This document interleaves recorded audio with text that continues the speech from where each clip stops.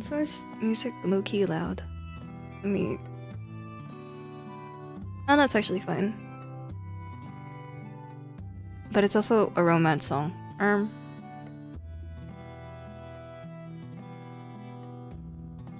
Never. Yippee! Sorry, bot. Okay, let's go to the actual screen now. Okay, everything's prepared.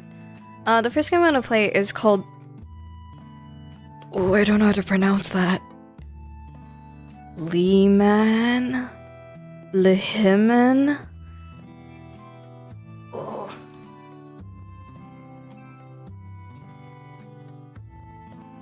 But I found you. Oh wait, it was this one. I saw this one before when I searched up Marion.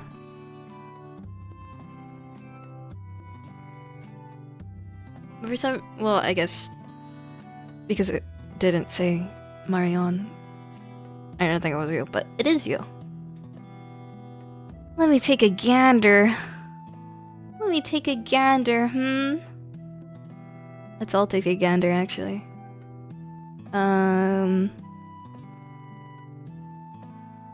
Make comic dubs with a team of VAs as a director. Oh, you're a director.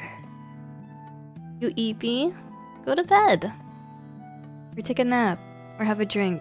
An energy drink.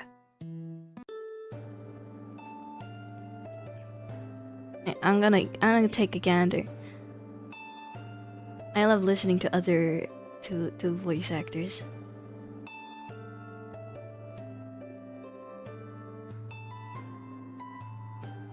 You own the channel, you get permission. True.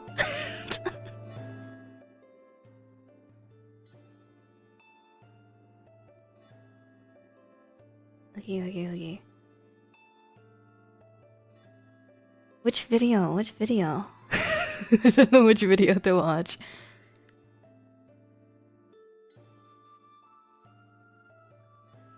Let's do the most popular one. Because surely that means it's good, right?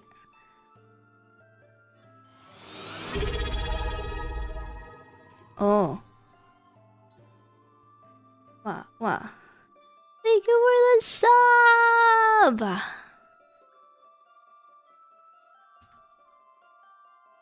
Na na na na.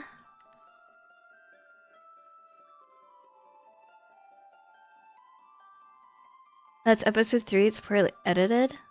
Ooh. It'll be fine, surely. As long as everything else is good, right? It's fine. Oh, yeah, it is episode 3. Hello, Twitch chat. You're in the way. Get out. Of course, I link with any human soul, but since your soul is just now acclimating here, you didn't. The newer stuff you're more proud of? Okay. Was really painful when I tried to prevent that little cat act of yours. Gotta say though, was disappointed when you didn't have the determination soul.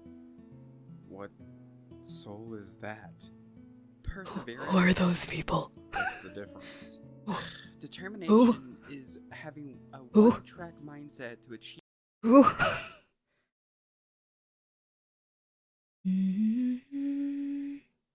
Oh, these are cool. Wait. Let's see this one.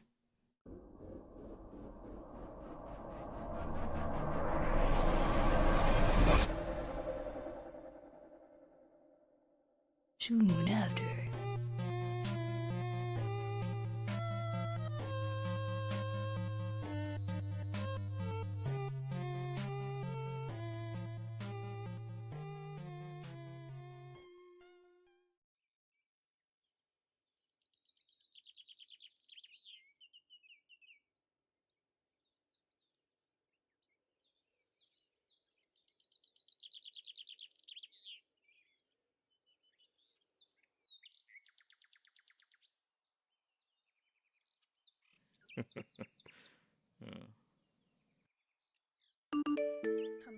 lab now.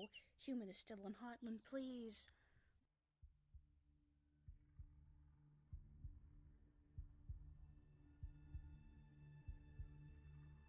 Sup, Alf? Thought you were busy evacuating everyone. Come on, don't leave me guessing. What did you need me here for?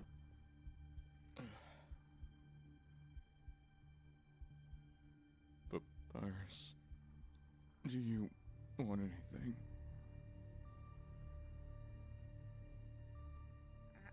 I'm sorry, Sans, but it's easier to see than to tell. What did you do, I Alphys? was in the middle of bringing people to safety when one of the amalgamates refused to let go of me. Oh no! At first, I thought they were scared, so I just let it give me company. But then they would hold on to me more than usual. And then I was working on locating the human.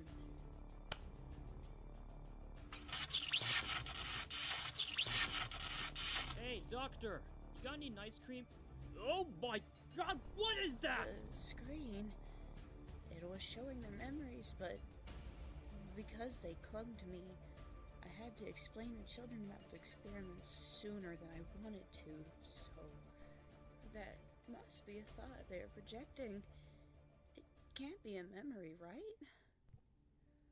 I couldn't do much more about the human, so I decided Sounds so to analyze good. the memories for possible data search. Highkey. I could not believe what was played back to me. That thing, it was playing with them. There's not a sign of love on them whatsoever. But they also watched it die. They saw their family reunited, but they also saw Okay. something Have good sleep. impossible. Could it be? Can the amalgamates remember timelines? Even the ones the machine itself can't access? They're essentially immortal due to my mistake. So It's quiet. Okay. I extracted some of the amalgamates DT, mixed it with the leftover DT I still had stored away, and reconfigured the machine to absorb the substance, to make the machine remember. So, it worked, huh? Kind of. I could only reignite the recordings of the already existing cameras, and even those are fuzzy. So I had to reinstall cameras with the Omni DT, and pay a stupid amount of money to get Muffet's spiders to check the ruins as well. But Muffet's dead, you'd say. So you can imagine how many resets it's been since I made that discovery. I have had to rewatch my findings every time to be up to date. Talking. Time to make progress. I'm talking.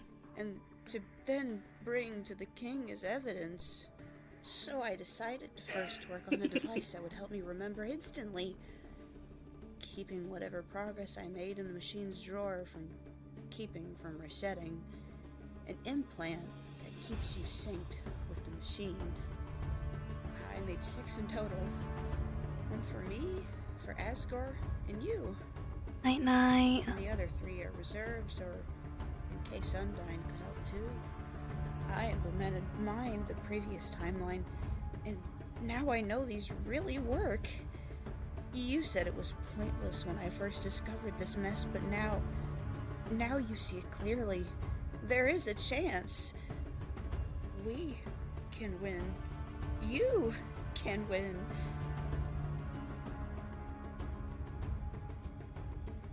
He's so happy. They're so happy.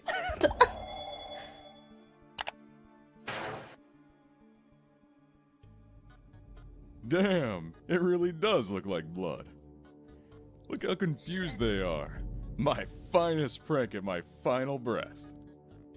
Well, that was a fun monologue. I should get back to the castle before the kid arrives. What? Sans, you just saw yourself die. You will lose! Nice. So I'll get a nap after. Wait! At least let me give you the implant. Nah, I'm good, thanks. Huh?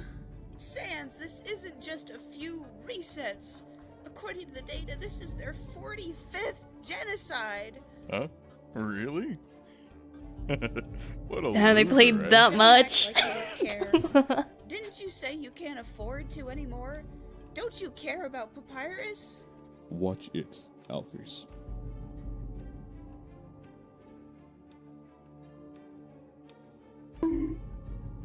Want my advice? Get rid of those implants before the next reset. Come on. Why? You're smart. You can figure that Way out. to get bonked, huh? And do me a favor.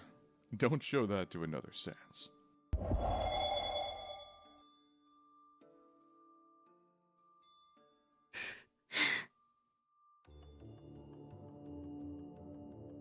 Sans, you coward!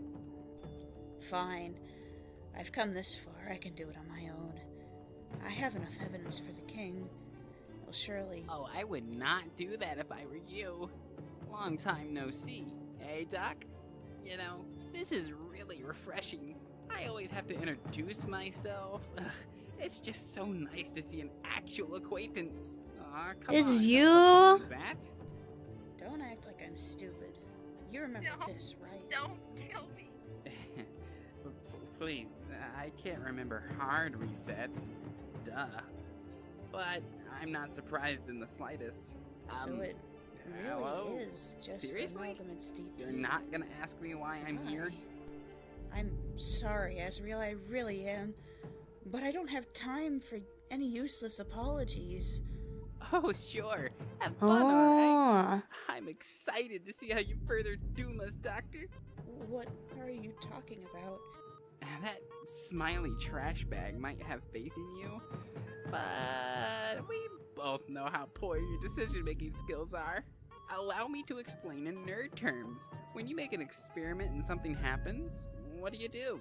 You repeat it over and over so you can properly deduce that the result stays the same.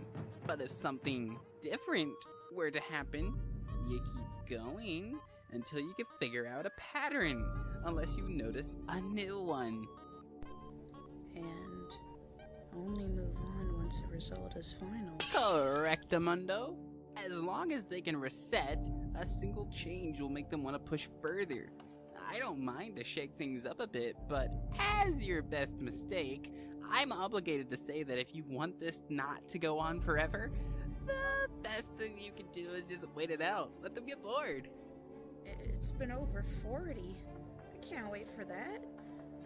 And what exactly do you think you could do about their resets? I'll create a new pattern. It'll be better than dying eternally, obviously. Oh, that's so. Well, death has no exceptions after. Hope, however, is much crueler to lose, don't you think? Is there really a difference in repeating your broken hope instead of one's death? Oh? You lost your ability to reset after the human arrived. So the only way to overwrite their abilities is to have more determination than them. But how? Alphys is trying so hard. Taking Don't ADT overheat. to become an Don't amalgamate. overheat. And I can't inject it all into that flower. There must be a safe I'm way to still store enough here, DT idiot. to pull it off.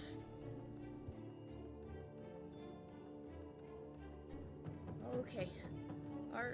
Are you ready? Yeah, I told you already. You said it's calculated to stop at 1 HP, so I'm gonna be alright. If you think it'll help against future humans, I'll take anything. Okay. Well, let's get you determined, Undyne. I'm sorry. It's not enough. But it will be.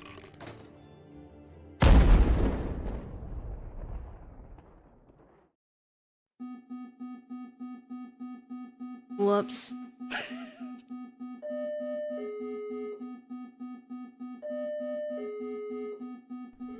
Ow! What happened? It was an accident, I said. I wasn't trying to gain love, but I did. The human noticed immediately. I heard their laughter through the screens. Outside of Undyne, though, their route went on as normal. Except, due to the missing XP they needed, they ended by fighting Asgore. Just like you warned me, I pushed their curiosity. I would so do that as well. If something very different happened, I was like, oh, okay, this is interesting. Let's keep going.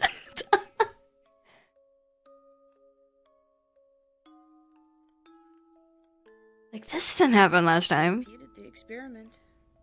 I ruined it already, so might as well keep trying. I wanted to fix the bug, But then I got curious. Alphys is also wanting to keep going as well. Save my LV again. She reset, so what are the consequences?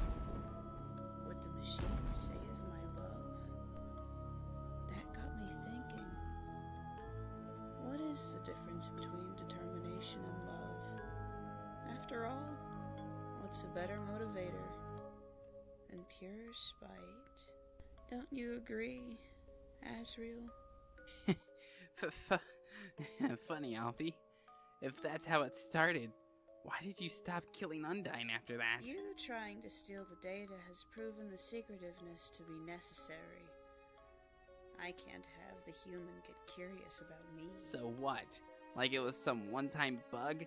Then how did you even get so much LV without them noticing? Oh, what a simple question. Did you forget not all monsters encounter the human? Makes the lab less crowded, too. Damn. Tone that down. You sound like a cliche. So what's the grand plan? You could go on forever until you got stronger. Why kill everyone this run? No need to be dramatic. They'll come back soon enough. Fighting them was always the plan. I just needed a head start. I mean, what better source of EXP than from a time-traveling human that keeps respawning? Thing is, I got the entire underground bugged. Yet I cannot find him anywhere. And I believe I have waited enough. I'm done being non-existent to them. So where is he? Where do you think, idiot?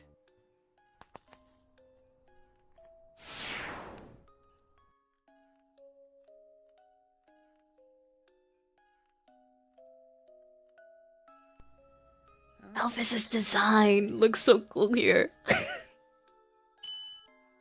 Finally done waiting?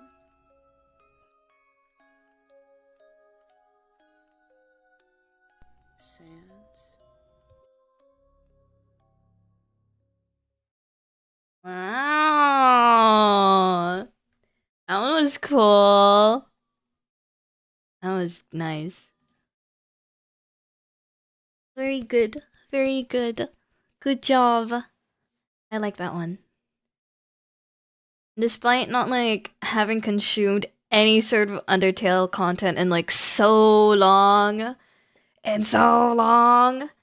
It was pretty easy to follow as well. As long as you know like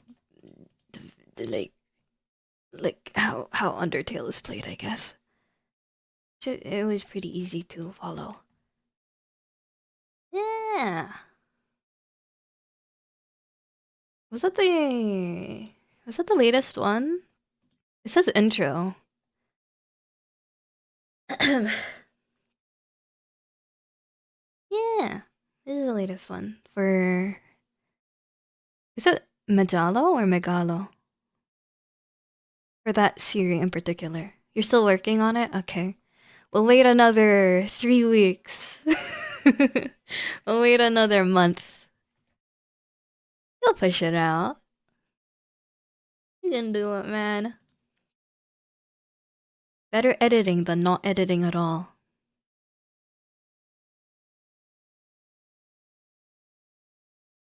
You can do it. Trust. You'll make the time. Okay. I still don't know how to pronounce this name. This title. Lihiman. Liiman. But whatever. We'll play. Continue. I've never played. This was only a demo, but it crashed. This one's only a demo, but from the comments on the itch page, it seems to be like at least 2 hours. Wazad to move, mouse to look. Wow, this is my bedroom. I'm gonna turn off VSync. Best game ever.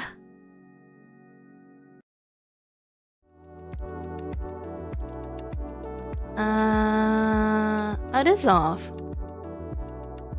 Wait, how do I... Okay. Does that mean it's off or on? Whatever. We'll keep playing. Wear headphones for better experience. I'm hoping VOD is stereo audio, because I find that sometimes when editing, when there's like parts where it's like using different... Billy! Where are you? Come here outside! Mom's calling me. I'll be there. Go outside and talk, Mom.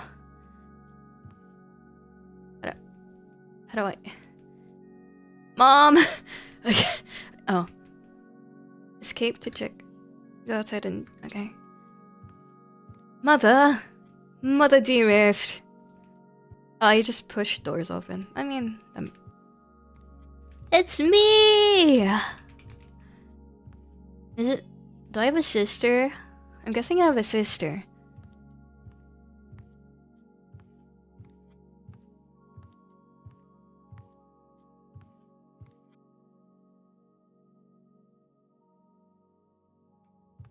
Can I ask that you ask for my permission before I use your stuff? It takes forever. What's 10 minutes for you is hours over. What? I'm confused. Wait.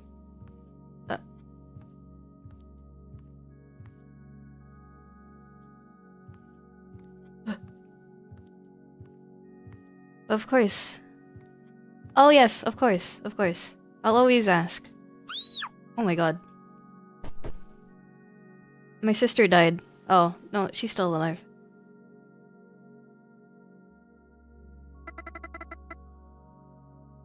Kill her!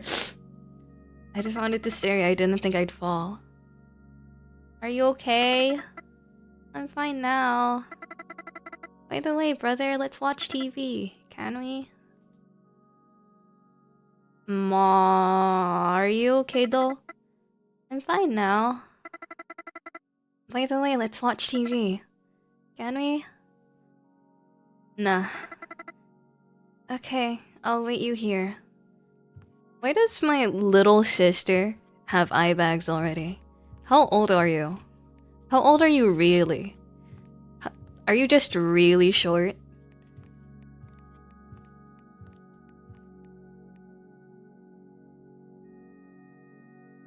You know, I'm a little disappointed.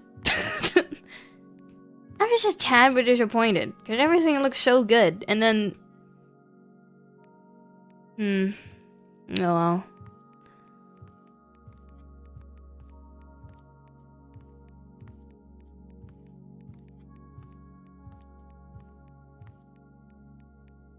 I thought you said you were gonna wait for me.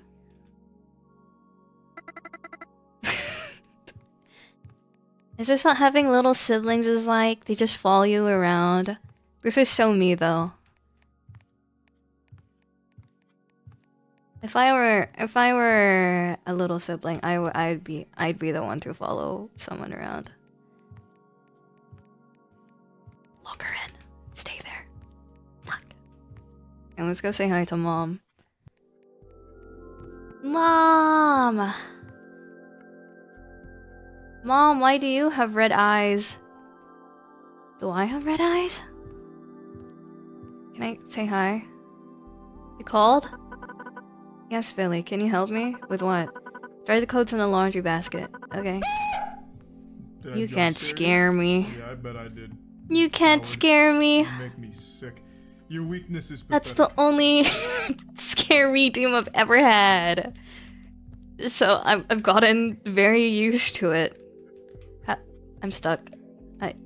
What clothing is this? Hello? Where do I... Did I... I'm pressing E!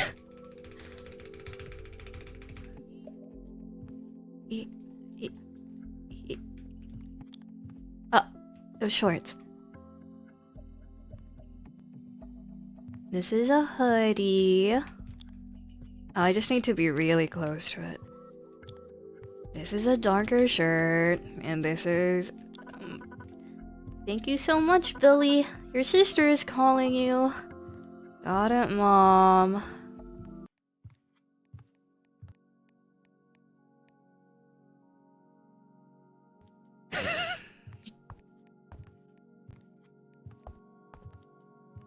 Okay, I think... Where'd you go? Can she only follow me from the downstairs area? I'm free! Let's seat at the sofa.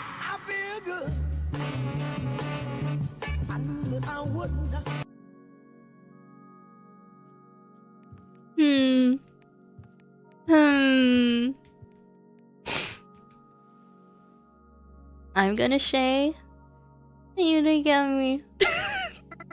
You spent bits on that.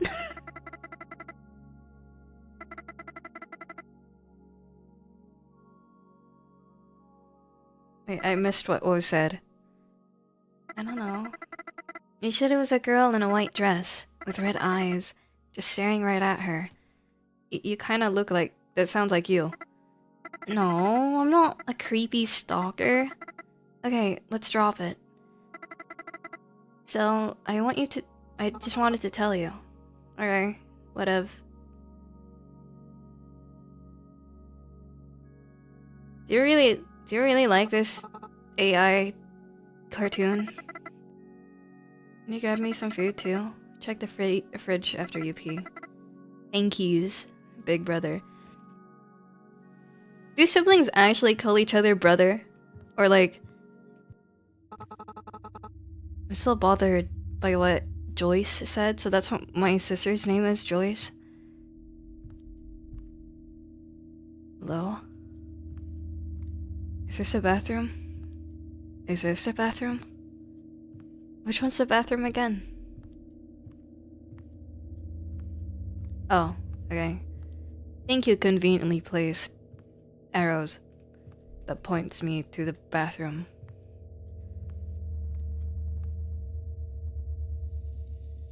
Why did it need to be animated? It could have just been blanked out. I'm missing the seat completely. I'm missing the seat completely. I mean, I guess it's still going in. But like, that's teetering very close to the... Man, how much water did I drink?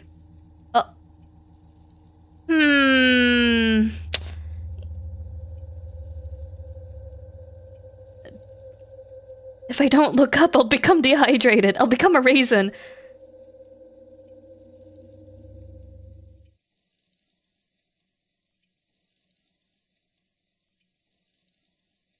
Can I stop peeing? Dude! I'm gonna get kidney stones! Stop! Okay. Can I stop peeing? Can I turn on the light? Is there no switch? Can I wash my hands?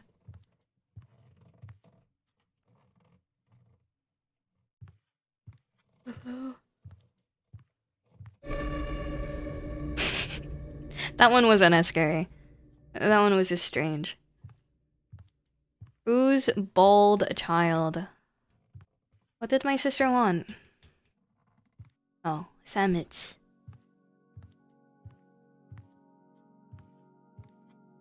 Sister dear.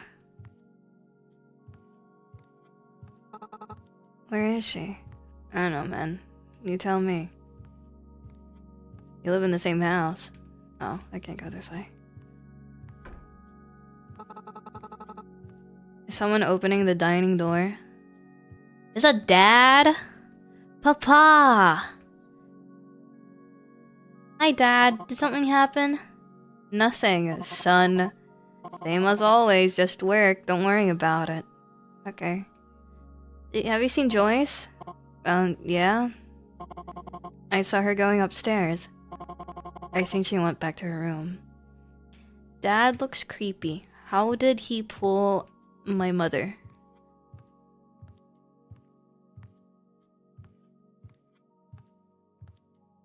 I'm so confused. Oh, it's upstairs.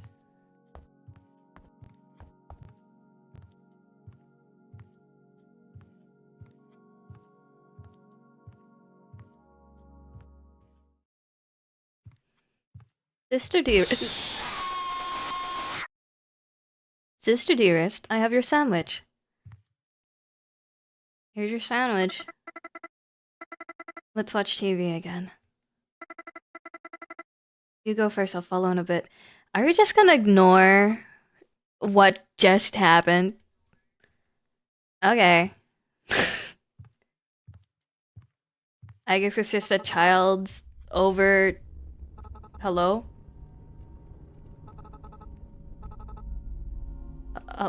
Okay. Is it just a child's over imaginative brain? That's a creepy photo.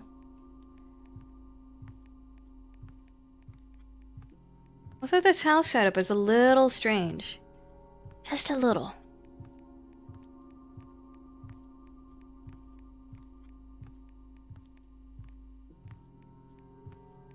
What's up, Papa?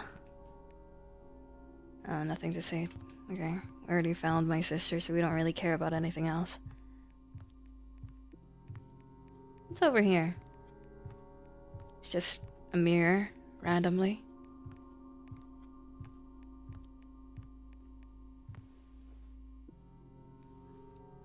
Let's watch our AI cartoon slop. I don't know why my sister likes us, but she seems to be really happy. Oh, Mama? Mama? Oh yeah. Mom's crying, bro.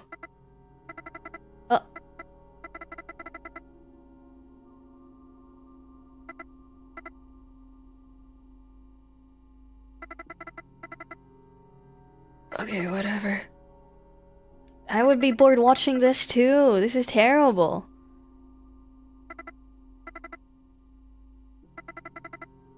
I'll be the one to hide. Okay, hide and seek. Go to... Okay, alright, let's go. Alright, let's go play hide and seek with my sister. I guess. It's fine if... Which one's my room again? I don't remember. Oh, the conveniently colored... color coordinated. This is the boys' room. This is a girl's room. Type of thing. Here I go. 2, 3, 4, 5, 6, 7, 8, 9, 10. Here I come.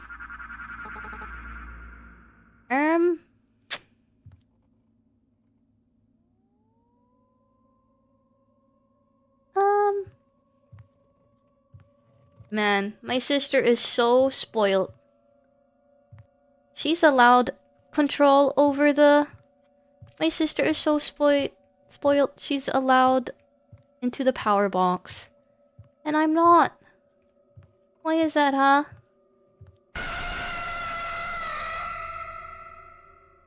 Okay, that wasn't as bad. I was expecting that one. Hello?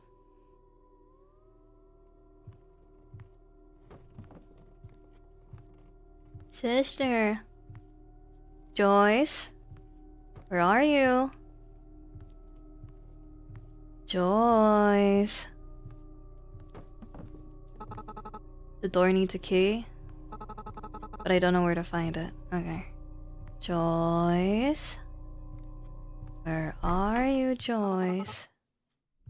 What's that sound? Is that on the second floor, so I have to go upstairs again? Do I have to? Dad isn't here anymore. Man. So my little sister, she's allowed control over the power box. And I have to do the chores. And I have to take care of her. And I have to play hide and seek with her. But I'm not allowed to just stay in my room and play with my toys. What's up with that? Also, where are the stairs? I'm completely lost. I don't know where I need to go. I can't run. There we go. Sister dear. Are you in your room? Or is it in this room? This is my parents' room. Hello? Have I been here before? I think this is my parents' room. I haven't been in this one. Hello? Hello?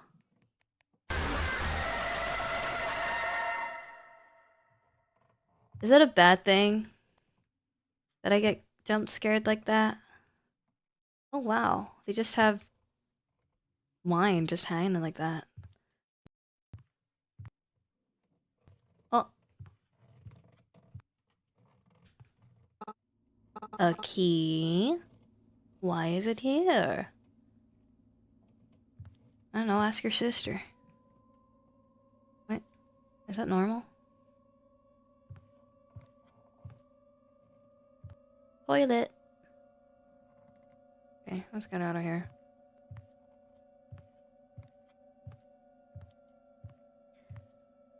I can't see shit. I can't see. The flashlight doesn't really help too much. It'd be better if I memorized the floor plan, but even then, I don't really know where I'm going. I have a vague idea of where I am. But otherwise, where is the stairs? There's a banister. Then I need to go this way. And then there was the door around this corner. Maybe, I don't remember which one. It's probably this one at the very end. E. Hey, sister. Sister? Sister dearest. Oh. Teddy bear.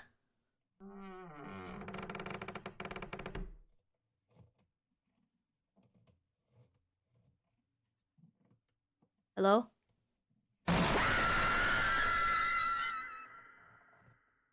Help?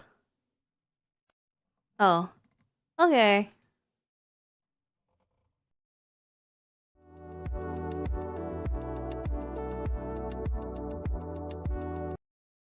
Okay. That was Lehman. I still don't know if I'm pronouncing that right.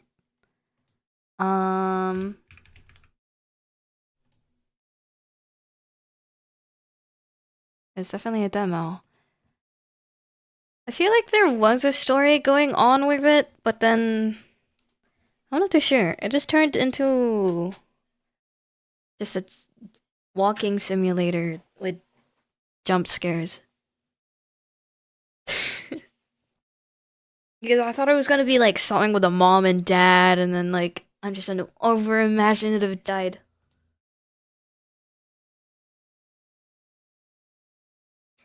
La la la la.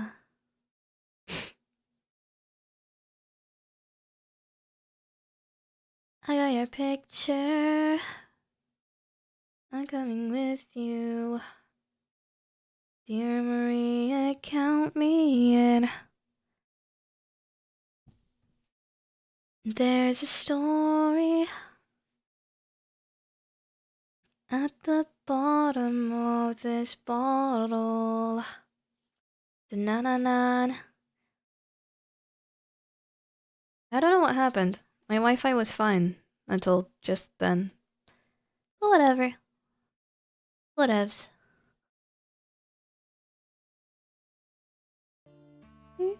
Coffin. You can come and knock in.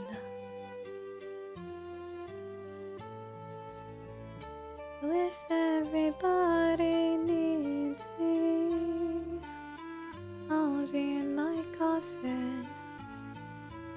I have 2 more horror games. And if these turn out to be quite short, I will end up playing Minecraft in the end.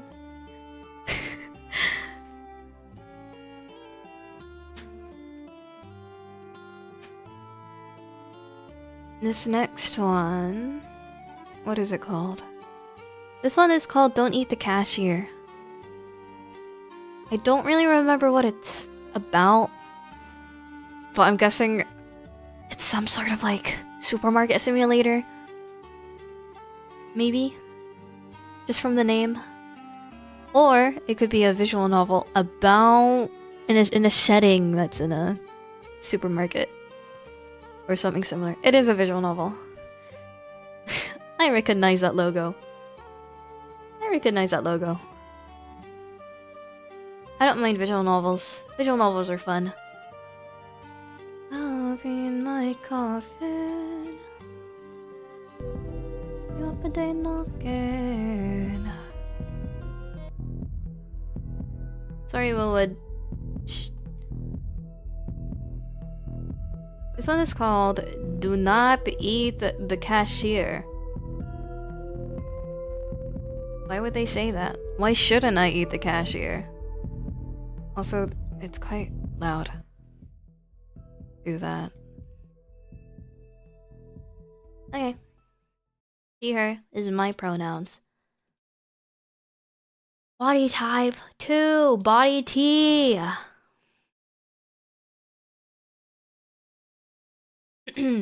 My name is Calix. Sometimes I really wonder, how did I end up here?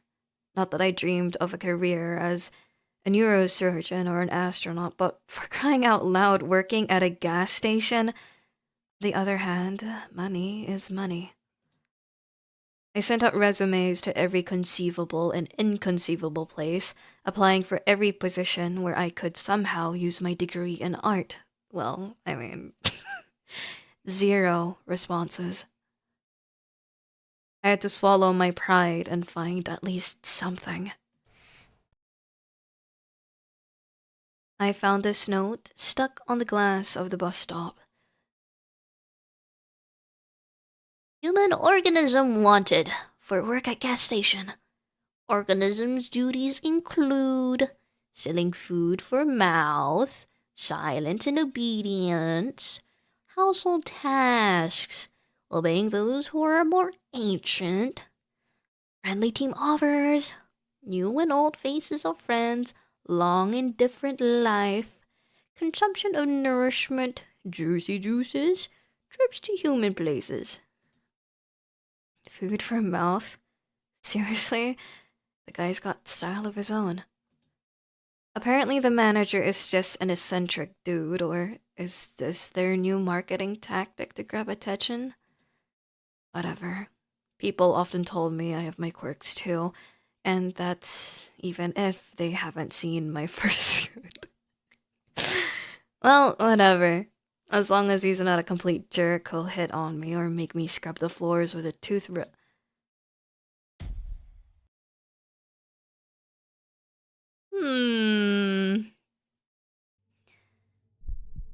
I didn't scream. I couldn't move. My brain feverishly tried to find any category for this in its database. Hallucination, psychosis, too many energy drinks. A typical middle manager. The monster from my nightmares stirred. Its tentacles crept closer to the counter. My God. The creature made a sound, not from a mouth. It had none. The sound emanated from deep within its bulk, hollowed, profound, bone shaking. Greetings, organism. I am Bob, the indescribable and terrifying consumer of worlds, but you, grain of sand, may call me Manager Bob. Bob's cute. No, this isn't real. I'm dreaming. I need to wake up. You will sell food for mouths and obey me, for I am ancient. Memorize the rules of this establishment, for my patience is as limited as the salary I offer you. Rule number 1. You sell.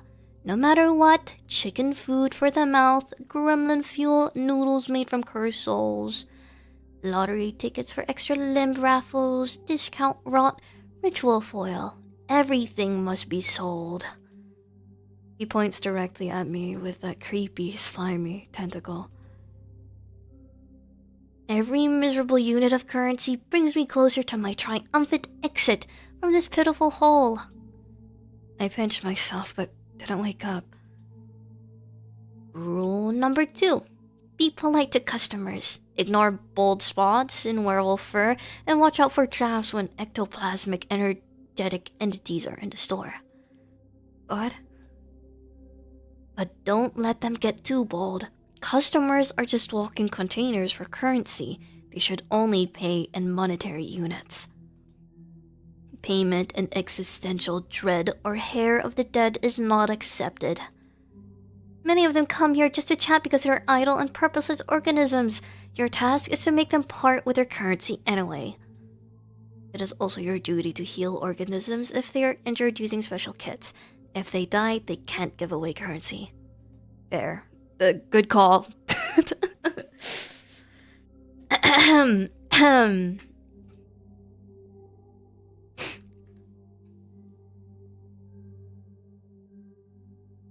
Ah! It seemed like all the jars with the mysterious content started to shake because of my despair. At last!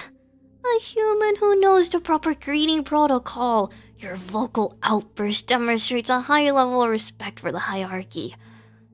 Your predecessors, Kevin, just mumbled and unsanctionedly excreted tears fluid. Werewolves and ectoplasmic entities are just a few examples of many insignificant life forms that frequent this establishment. What unites them is that they are all slaves to consumption, just like your kind. As for my nature, I am your immediate supervisor and the guarantor of your future financial prosperity. I'm at a gas station for monsters. I got a job with Cthulhu for minimum wage. This is all you need to know.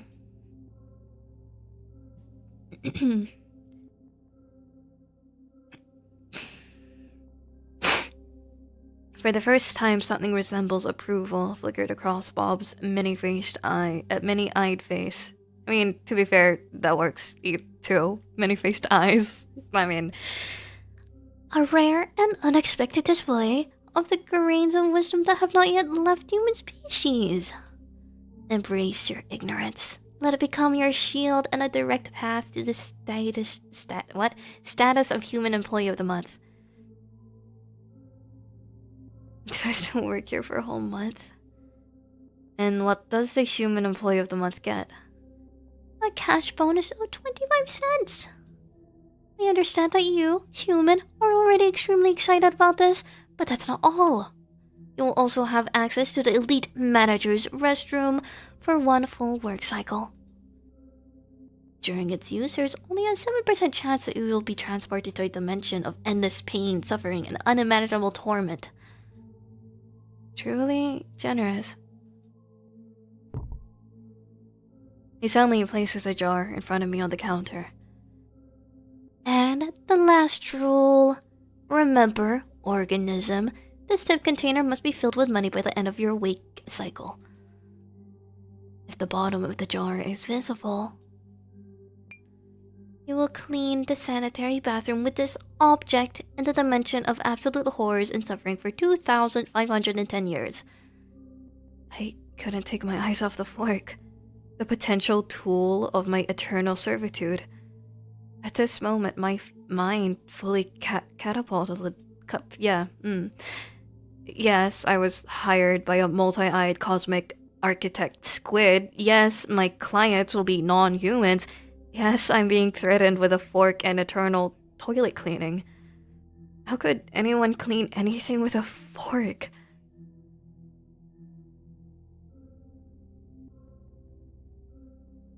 The same will happen if you even think of escaping before the end of your work contract. So is it only one day? My ocular sensorium perceives the subtlest of matter. It will detect you in any corner of this pitiful planetary sphere. Crap, I'm stuck here. I'm in a trap. Do you understand, organism? Should I push it? Should I push it? Yeah, sure. Acceptable. Goodbye, organism. Good luck in your currency acquisition and button pressing. Can you show me how exactly I press buttons?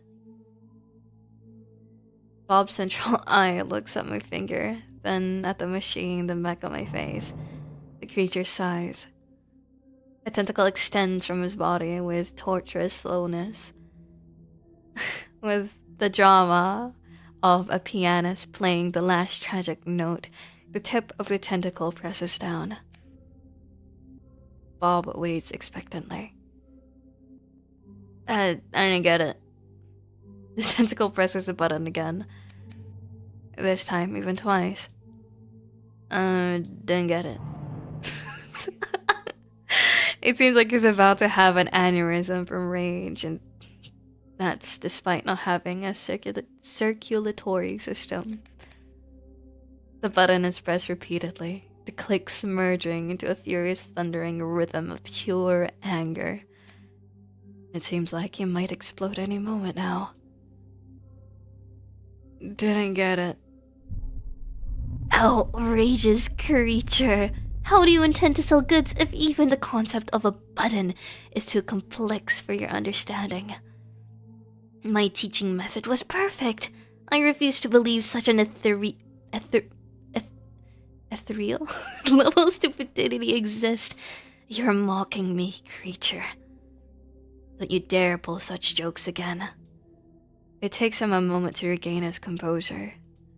He mutters something almost inaudibly about why me, it seems, or why this planet specifically. This concludes the briefing. You've shown a tendency towards excessive vocalization, so I'll give you a warning. Do not raise your voice at visitors unless they like it. Okay, bye. He didn't turn around as a human would. His tentacles simply lifted his entire mass into another direction with a soft gurgling sound, and he waddled across the linoleum. Finally, he left me alone.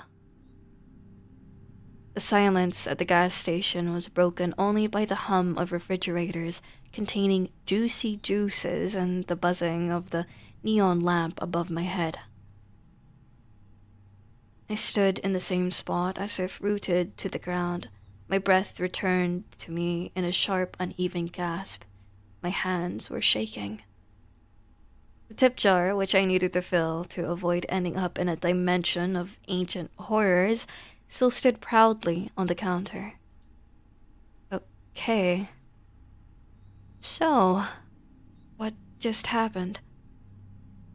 Option 1. I've gone insane. That's the most logical conclusion. Prolonged stress from job hunting, malnutrition, nerves, anxiety, and a disrupted sleep schedule. My brain just malfunctioned. Yeah, that's it. I'm going to wake up on my couch in my dingy rented apartment. I pinched myself again, and nothing. I scanned the room once more. It smelled of gasoline and old coffee. It was still absurdly real. And that meant everything he said. It was all true. Werewolves, vampires, tips, the fork. A stereo mix of laughter and a scream of terror welled up in my throat, but I held it back. I needed to get through this. I needed to. No, don't tell me that's the first customer. Bells? What the hell? Shit. Where the hell did this clown come from? It took a great effort to not look away from those red eyes burning in the pitch black darkness. Is he amused? Is he wondering if I'm tasty? Bob didn't exactly give any guarantees that I wouldn't get devoured at work. My brain, still recovering from the encounter with Bob, was frantically trying to figure out how to break this ringing silence.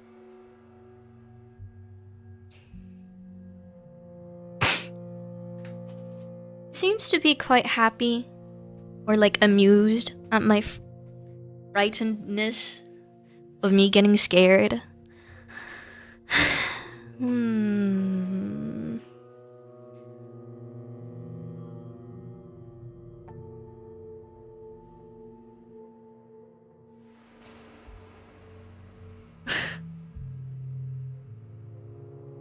Wait. Wait a minute.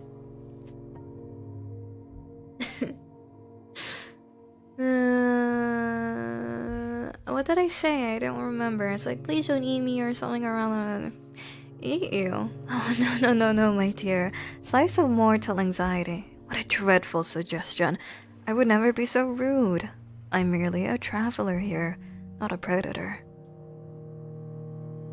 You are completely safe from the threat of being eaten, but from everything else, that's a whole other story.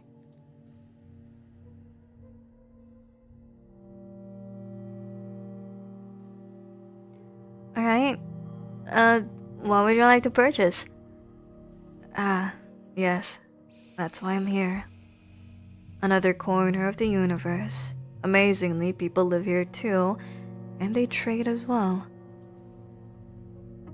Yet, well, there's nothing to be surprised of, if you think about it.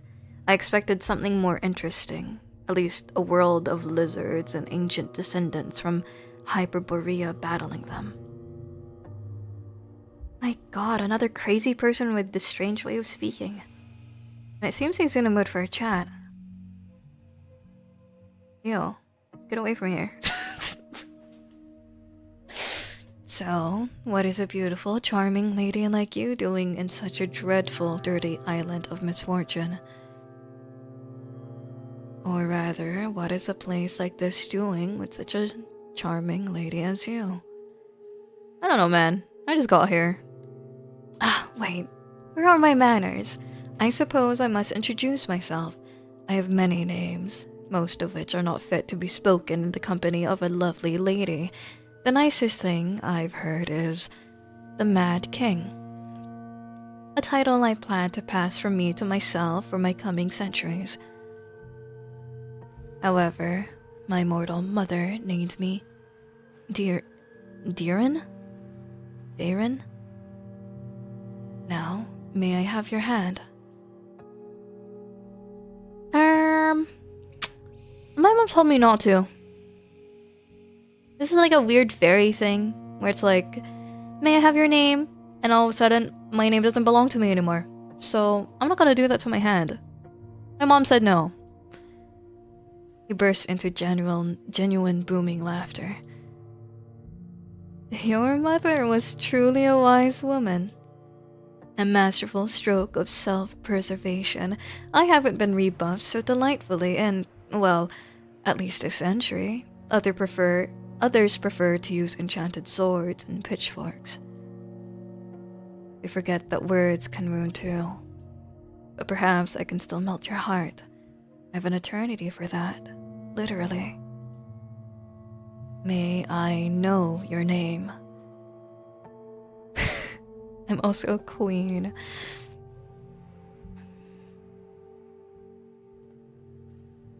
Big D. What?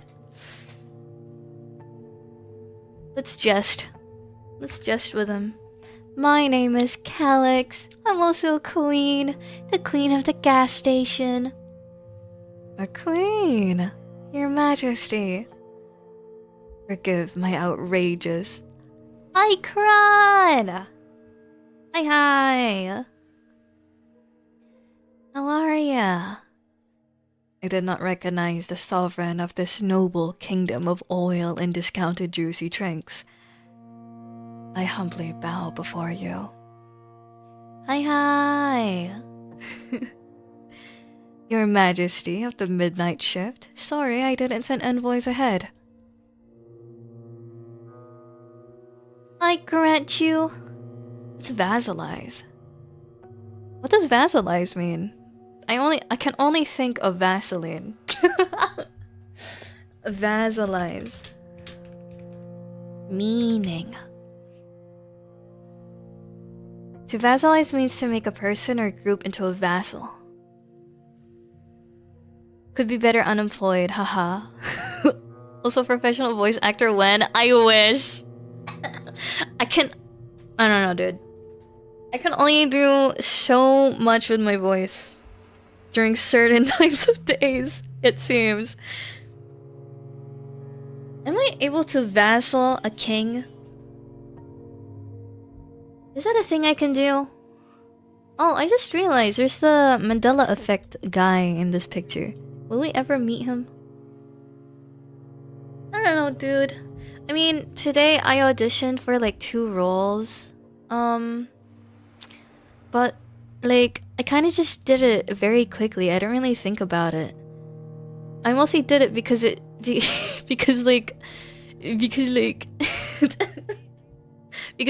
character designs of the characters are so cool. But then when I listened back to my audition and like looked at the picture the artist made, I was like, man, my voice does not match at all. But it's whatever. I had a lot of fun. Like, auditioning itself is just fun and on its own, so I don't really mind. But whatevs. I'm too busy. I'm too busy for if I ever did get a role. Just gotta keep trying. I know. I'm gonna. And I always say I'm gonna when I have time, but I feel like I won't have any time, so I think I'll just keep on auditioning. Like, even if I know I won't get it, it's just fun to do, I guess. And it's basically just practice. You don't have a good voice, so you can't be a VA unless it's for some weird goblin monster. I mean, if that's what they need for the role, I'd say you can be a voice actor, man. If that's what you need for the role. Anyways. I grant you my royal pardon. A pardon from the lips of the queen herself. How my wounded soul rejoices. I am redeemed, reborn in the light of your mercy. This act of mercy will be sung by the poets of my realm, those who can still rhyme rather than just wallow in alcoholic oblivion. You know, my company has a especially interesting effect on the artistic types, as I've discovered. Hit people up, you need a goblin or a nerd or a rusty spoons guy. Nothing surprising there. It seems like I've gone mad myself, or rather, halfway there? Maybe it happened around the time I decided to become an artist. You like rusty spoons? What about rusty spoons? What about it is good?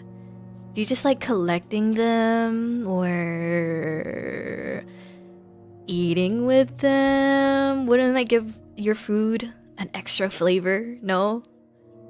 The meme? I had a feeling it was a meme. Wait, Rith. Is it a salad finger thing? Oh my god, I haven't watched. Oh my goodness, salad fingers. I need to watch that again. Maybe I'll watch it. Maybe I'll watch it after this. I haven't watched it in so long. I remember when I was in primary school, I I found salad fingers. I was like, oh, this looks weird. Let's watch it. I wouldn't say I was traumatized, but it was definitely an experience for sure. You've had a couple people tell me your voice is like that. Isn't Salad Finger's voice kind of like shrill? No? Shrill and croaky? Well, I'll find out later. I'll carry on with this, because I don't know how long this will be, as visual novels usually are. I'm indeed exchanging silly jokes with some mysterious toothy entity as if it's nothing. Maybe I just adapt to this new profession really quickly? Or perhaps I had a stash of nerves of steel in a bag. This is your first customer. You can't say you're good at the job yet. This is literally your first minute on the job. And this guy is just charming with his words. So like, whatever. Usually said to you as an insult, you don't know though. I mean, it's all in a matter of perspective. Salad Fingers was popular for a really long time. Well, for a time. So, maybe what they're saying was your voice reminds them of a popular person. It's a matter of perspective.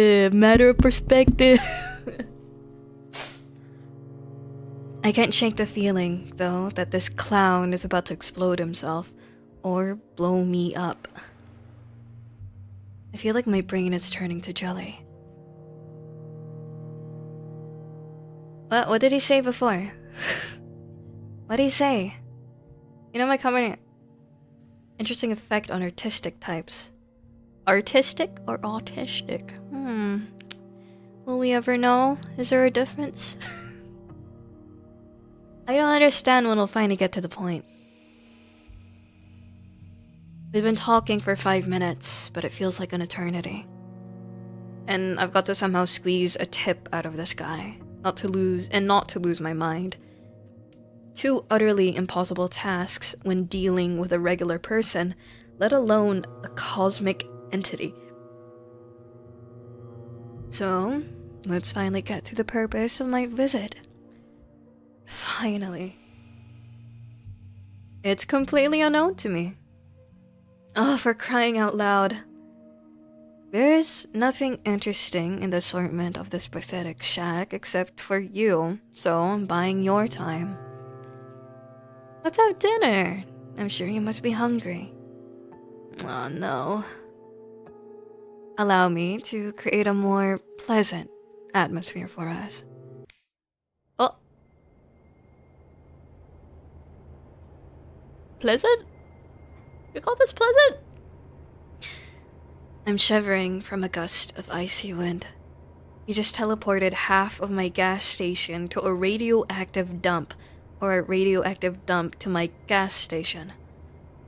And the jar is gone! My freaking jar!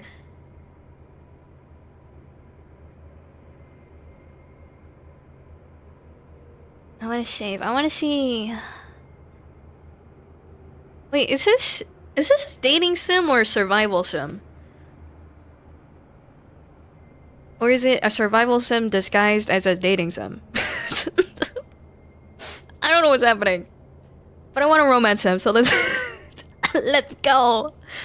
What a wonderful place for dinner. Radioactive cockroaches on the menu? Of course! A local delicacy, pan-fried in their own radioactive juices to preserve the flavor. Crispy on the outside, still alive on the inside, they grant you the most thrilling superpowers. Like cancer. However,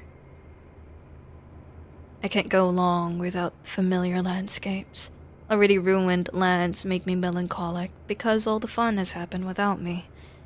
Disgusting. Allow me. Wait, this one's not bad. This one's not bad. Hi, Alec. This is something seemingly less radioactive. Amazingly, I haven't thrown up yet. It feels like I've been flushed twice through an interdimensional toilet.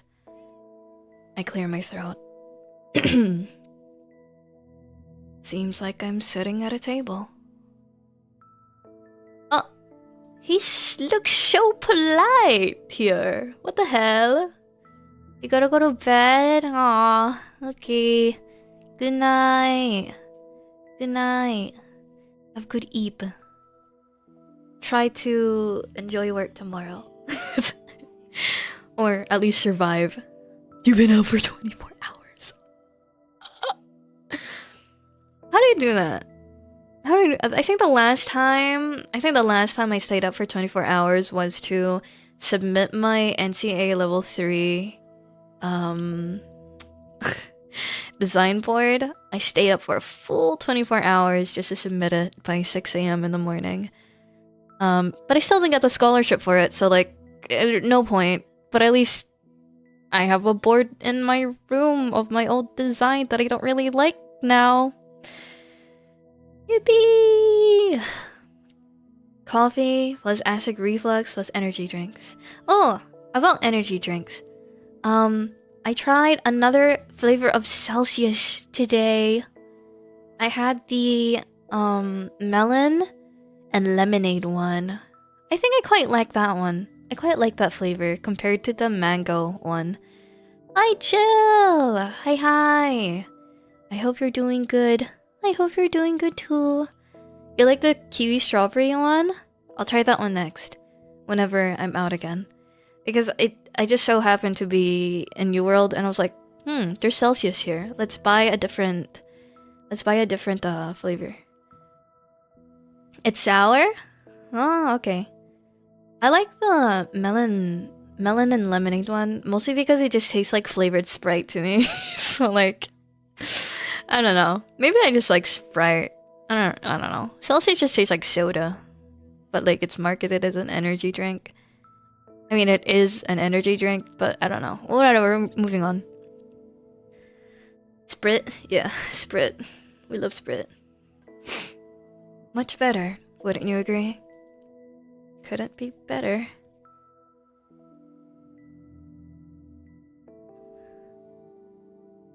Flaming hot Cheetos plus sour green apple plus Warhead fizzy drink plus pizza. Sour green apple Warhead fizzy drink. There's Warhead fizzy drinks? Wait.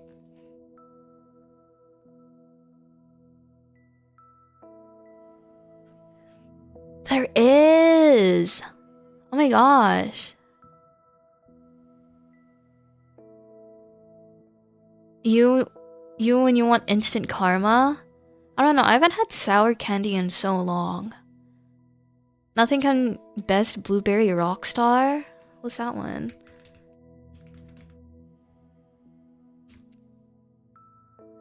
You got one of each flavor, been trying them out. Can you even taste the difference in flavor when they're all just like Warhead sour?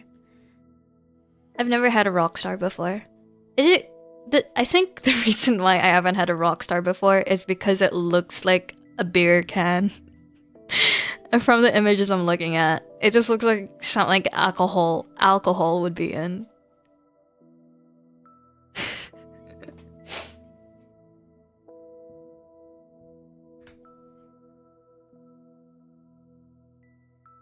Anyways, moving on. I love this frog.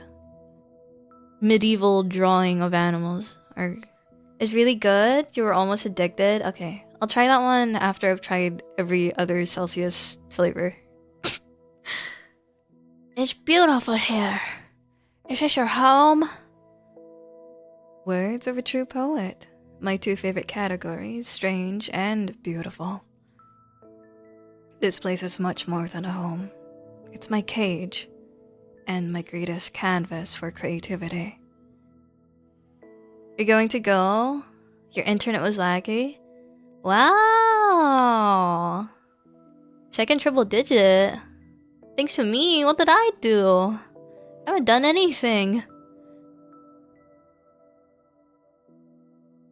Every ugly tree, every mad toad, every eye-bearing mushroom. It's all a piece of me. A marvelous place, except when the rocks grow legs and start running. Ah, okay. Twitch won't... Oh yeah, I keep on forgetting watch streak is a thing.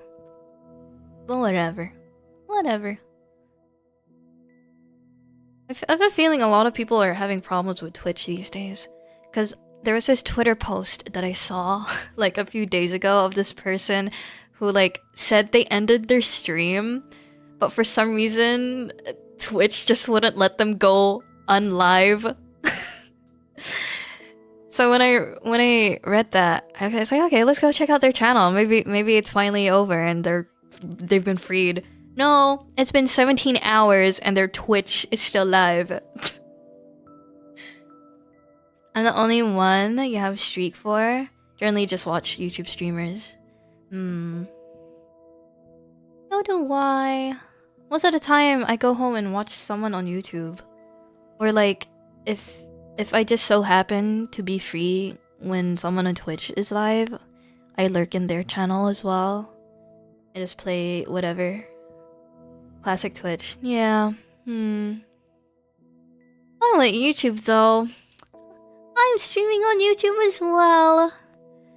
I haven't really been paying attention to it too much. I just have the pop-up chat for YouTube, but I feel like I should have like some sort of widget, but like if something does happen on YouTube, it'll show up on stream. But I'm a little scared that that's not allowed on Twitch, so I don't know if I'm allowed to. I don't know if I'm allowed to, but whatever. I'll figure it out in the future. And now you're part of this place too. Isn't it wonderful? I'm slowly getting used to the landscape. The fireflies are quite charming. Twitch ad? Wait, how are you getting ads? How are you getting ads, huh? Did you reload the page? Or is it just in general? Twitch just bombing you. I mean, you could probably go into YouTube. I don't think my YouTube has ads. Although YouTube, it's on low latency instead of ultra low latency. So there's gonna be like a slight delay to me responding to anything on YouTube chat. And it's not my main channel. It has to be my VOD's channel that I'm live on. Because I got lazy in like editing and like creating like intros for my VODs, which I really wanted to do more of, but then there was a point where I'm like, well, my brain fried. You'll keep Twitch chat open? Okie okie. Cool.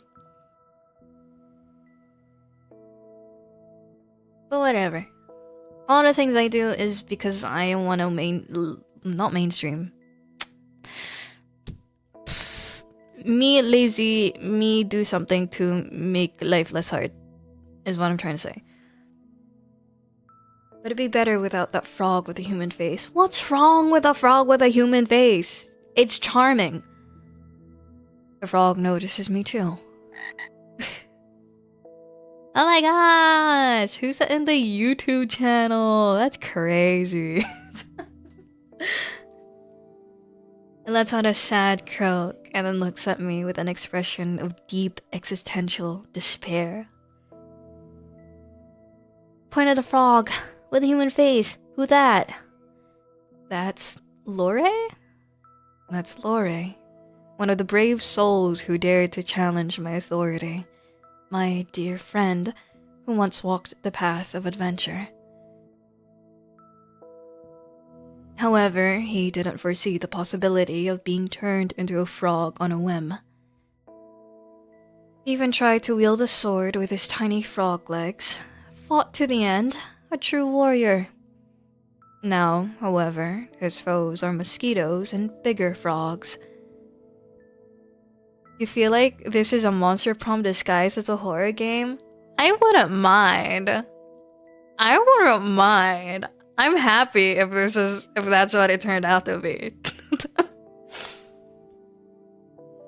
Tell me, dear, does he bother you?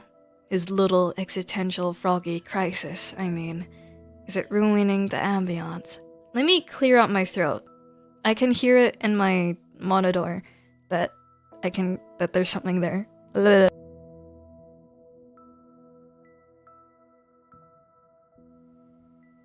was a frog. The frog was in my throat. He looks at me with an interested expression. You need to get the Monster Prom games. Those are fun to play with others. Yeah, they're real fun. They're real fun. And then like after you play with others, you just like go on like a 6-hour bender to get all the endings of your favorite character. And now you have wallpapers of your favorite character. Yeah.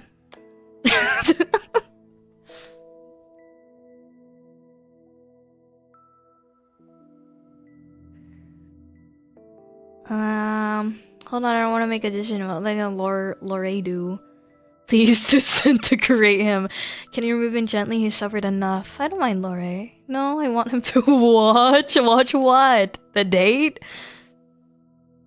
I want to know what Lore did. But then I feel like he'd be jealous and be like, you're here for me. You're on a date with me. Why ask about other guys? But I'm so curious. What does this walking sack of manure do besides trying to kill me? Oh, plenty. He swung a sword blazing with righteous fury or some such nonsense. He dared to come to my home, a world born of my shattered mind, and dictate what the natural order should be. Such an audacious, vile creature. He made such repulsive noises. Clanking, grumbling, shouting, praying, threatening, moralizing. The last part was the hardest to endure. But as it turns out, holiness doesn't prevent frogification, or terrification. I found various uses for Lore over years of our friendship. The fall of the great Lore. The funniest Tuesday of the century. A Tuesday filled with pomp, irony, and croaking. Maybe you could break the spell, perhaps he learned his lesson. Nah, he's charming in his own way. I'm sure he's used to it by now. Alright, that's why I'd also turn into a frog. I guess I'd also turn someone into a frog someone who tried to kill- I can't read! Exactly, my dear. You see and understand. It's simple cause and effect, action and reaction. He who comes to me with a sword shall leave as a frog. That's how it went, right? Oh, you truly are a kindred spirit. I knew there was a delightful darkness behind those beautiful eyes. Their contacts.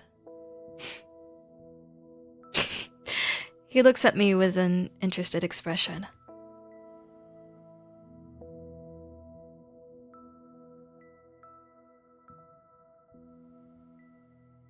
I want to keep the frog there, he's funny. No, I want him to watch. Watch life pass him by. See us enjoy a dinner of more than just mosquitoes and swamp water. My dear, you are a treasure trove of delightfully dark surprises. Go dinner. I'm sure you must be starving. Traveling between realities must be exhausting. What's for dinner here? This looks strange, but it smells delicious. Meat with honey? And next to the meat, a purple soup, possibly made from a less fortunate cashier.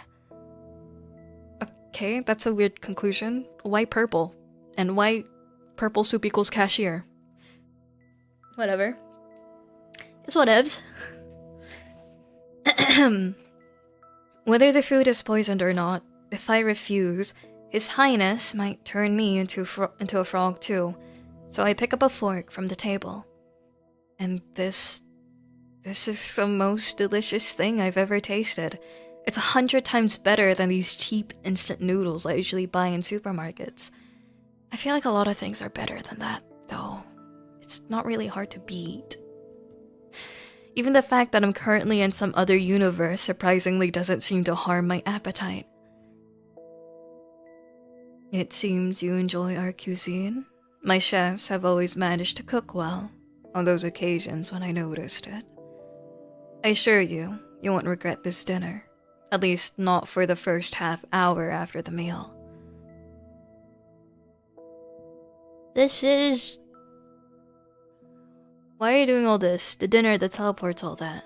He said, well, he told us before that he was bored, and I was the most interesting thing in the, gas station. So, like, yeah. Thank you for the food on my plate, not staring back at me. This is the best purple goo in my miserable life as a miserable cashier. Is it though? Is it better than ube? Is it better than ube jam? Is it though? Is it though? Purple goo! Huh. I love to tell the head chef you called it that. He calls it broth of vicious stars and deceit, but I think your description is more honest. And don't be too quick to call your life miserable. Until now, it was just a prologue, but now, the first act begins. I poke at the food with my fork and watch the peculiar scenery from the corner of my eye. A silence hangs between us that might even be called cozy, were I under heavy narcotics. Okay. What's your favorite animal? Favorite? Don't ask silly questions, return to eating. No, let's get to know him. He said he was bored, let's entertain him with a conversation. Glad you asked. It's right here on our plate. Just kidding. But I do need some time to think. Let's see. The writing flea has its own charms, very disgusting ones. Carnivorous butterflies are beautiful, but they're dumb and noisy. And as we know, only what's empty inside makes noise, or what's in my head. It's always ringing. I think it's a dog. Aww. It loves its owner with all its heart. Whether they're a saint or a serial killer, it doesn't notice the difference. It lives in a constant, joyful state of blissful ignorance and misplaced enthusiasm. A creature that finds endless joy in the utterly meaningless. It's truly inspiring. Dogs are the jesters of the animal animal world, and adore them for that. Especially the small, wrinkly ones. And what about you? Cats! Cats! Cats! Oh, indeed! They are the true rulers of this reality, tiny, furry gods of apathy and disdain, and we are their obedient, foolish caretakers. But I've been lucky enough to escape their tyranny and instead enjoy my own, and feed those around me. I return to my meal, and just as I chew another bite, I hear His Highness's voice. By the way, how does the meat taste? Is the human flesh tender enough? So it was another cashier. Why is human meat purple? My fork freezes halfway.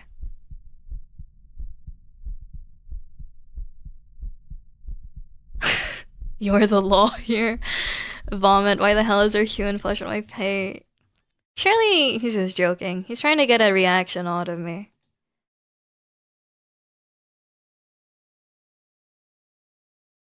I don't want to vomit. If it tastes good. Yes, thank you. Quite tender. wait. I wanna see.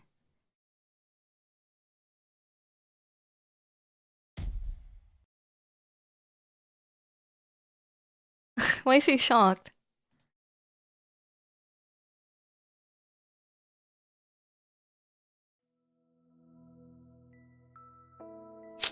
Show the one where we're a cannibal. Or a cannibal. Jokingly a cannibal.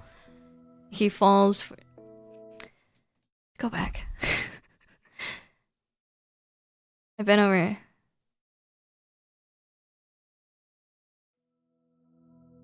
It was a joke. It was a joke. It was a joke. It was a joke. It was a joke. Alright. We're going all in. Let's woo him. Let's woo him. Yeah. I meet his gaze. Slowly and with all authority, place a piece of meat in my mouth and begin to chew without breaking eye contact. I can't remember ever seeing someone so shocked in my life. His mad grin vanishes, his eyes widen, and his own fork freezes halfway to his mouth. For one precious, glorious, sweet moment, the Lord of Chaos is completely and utterly baffled.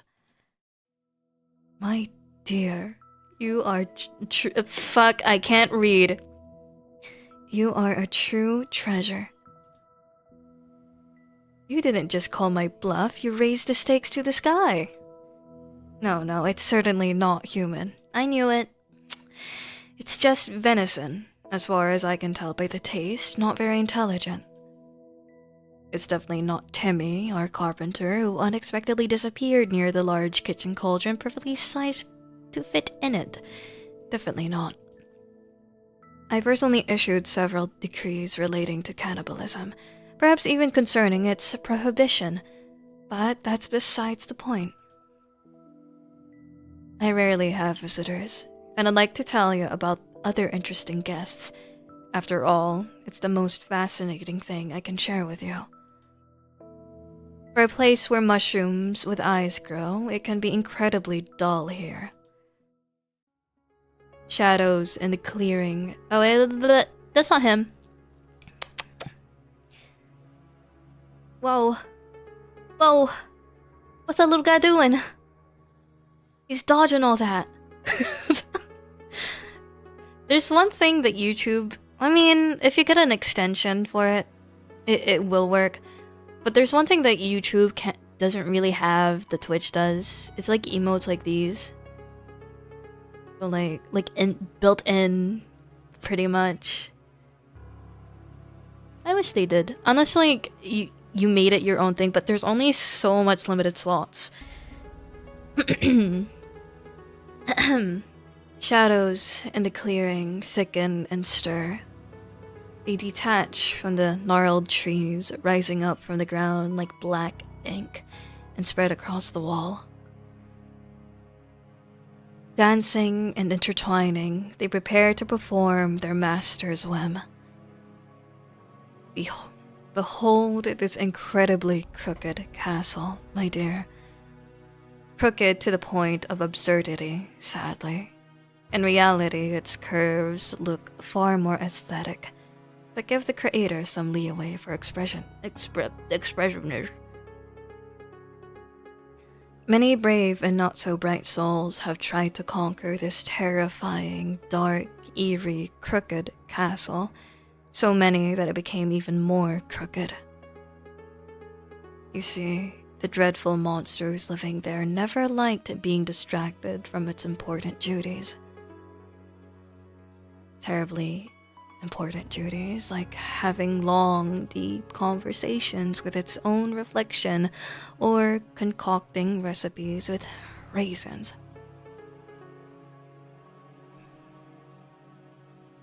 Raisins. You know. Yes, you do understand. They are a real horror, aren't they? Tiny, shriveled bits of deception. They pretend to be sweet, but they are just made of ruin. Actually, they're made of grapes. So you're wrong. They ruin lovely cookies, ruin family photos. They have no place in civilized society. Oh, how I understand them. The monster was a tyrant, a menace. He sowed chaos and disorder, mostly on purpose. He had countless opportunities for creativity and wasn't afraid to use them. He made some people believe they were pigeons and others that they were grains. He wouldn't allow his best servants to have windows, fearing that the moon and both suns would get envious and want to take them away. And he demanded they sealed the gaps in the doors as well. He locked wizards who came to him for magical gifts in a giant laboratory and promised them power if they invented a kettle that could boil everything except water. Who won? The pigeons or the grains? Did they eventually invent the kettle? Invent it? Oh, they did much more.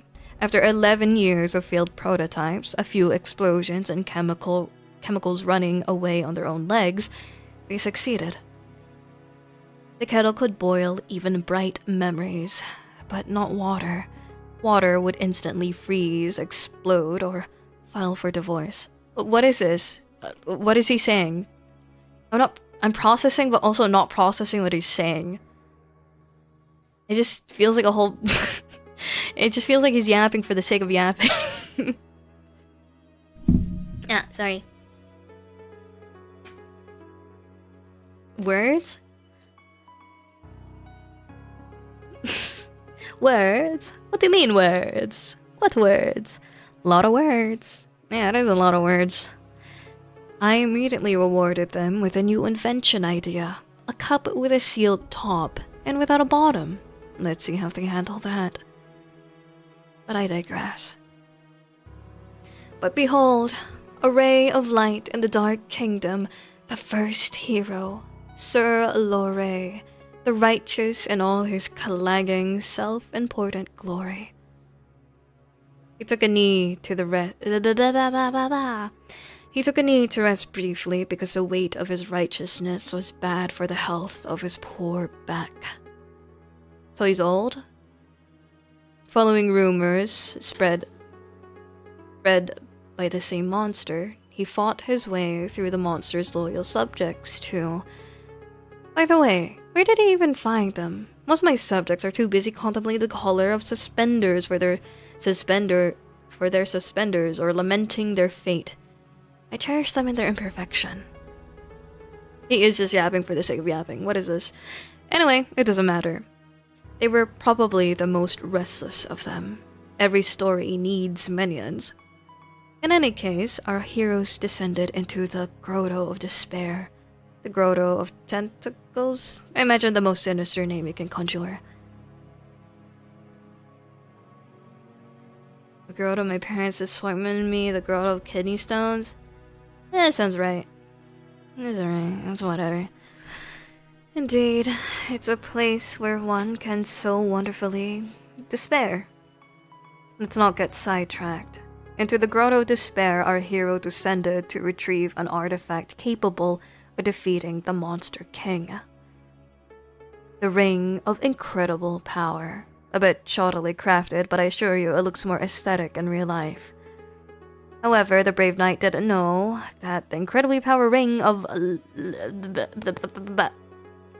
However, the brave knight didn't know that the incredible power of the ring lay in its 440-pound weight.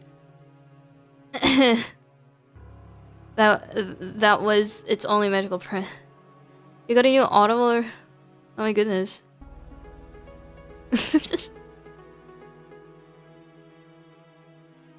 The realization that he had spent weeks of his life on a divinely heavy paperweight, and the sudden crushing thought that he should have become a baker instead of a hero, just to get some sleep. Well, it broke his poor, noble mind. Not that this mind was ever intended for serious burdens.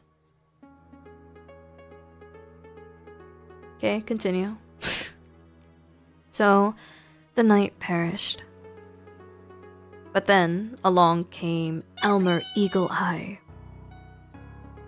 They say he earned his nickname by escaping from an enemy fortress. On the third day of his captivity, he noticed that his prison cell was lacking the fourth wall. An archer of legendary skill who tried to kill me with a precise shot, constantly, during breakfast, while bathing, at balls, during sleep, and even while I was devising a plan to get rid of him. The audacity! I hate just killing them. Turning them into madmen is so much more fun. And I bestowed a little curse upon the elf as well. I made it so that every time he drew his bowstring, he'd hear the most annoying melody to his ears. Elmer was a terrible racist. He hated dwarves. So naturally, the melody became the national anthem of the dwarves, played in a loop by a bagpipe orchestra. The pure rage it provoked derailed his aims every time. Eventually, he stormed the castle, dropped his bow, and begged for a job at my court in exchange for changing the song to anything else. He was desperate, and I was a villain. Everything aligned incredibly well. Now he's my royal huntsman. The dwarf march is replaced with a lively elven sea shanty, and let no one dare accuse me of being callous and heartless. Now he has a salary, good food, clothing, entertainment, and a full guarantee of dismemberment. Serenades.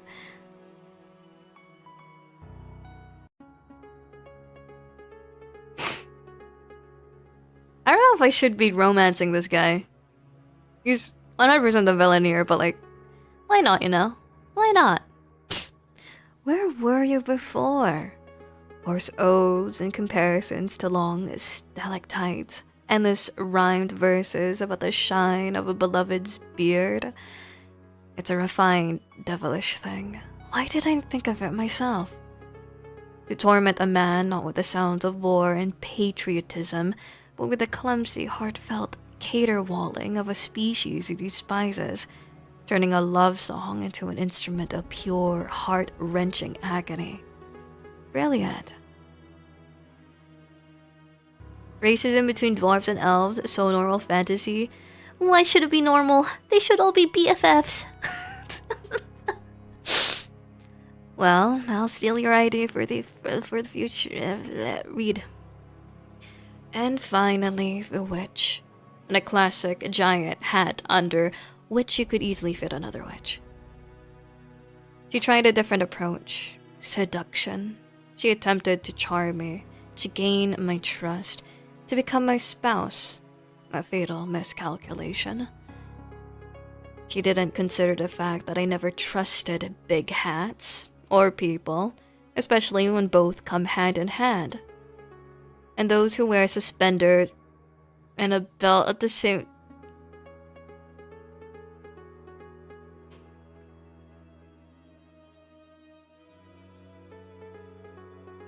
Wait. Those who wear suspenders and a belt at the same time? What? What do you mean? What did I do wrong? What the fuck, man? What the heck? Maybe I don't want to romance this guy. Or maybe I'll trick him. Maybe I'll kill him in the end. Maybe I'll be the second witch, but without a big hat. I just have a big headdress. Headband. Like this guy. A person who doesn't even trust their own pants certainly doesn't earn the trust of His Highness. I mean, my belt isn't for my pants. It's for just aesthetic purposes. Man. Then again, I don't trust His Highness either. I don't trust myself, especially the left side of my brain, especially on Thursdays. But back to hats. I adore big hats. Fuck you. Oh dear, I don't even think of wearing them around me. At best, I'll turn it into a smaller hat, and that's if I'm in a good mood. At worst, badgers. Lots of very angry badgers. Meanwhile, the witch was quite overt in her murderous intentions, jingling with all her concealed weapons. Why does a witch need so many hidden blades? She must have been very bad at witchery. In any case, she now resides in my dungeon. And, you see, I haven't decided what to do with her yet. Her fate is a blank slate, a story yet to be written. So, I offer you the pen. I simply adore random choices. Give me yours. What punishment befits her? What? Does he really want me to decide what to do with a real person? Can I even save her? It doesn't matter what I choose. Everything here follows his whims anyway. But as long as I play the circus monkey, I have a chance to get out of here alive. Maybe I should just entertain him. That's what I've been doing. Until he says something about my suspenders and my weird belt thing. Damn, what should I do?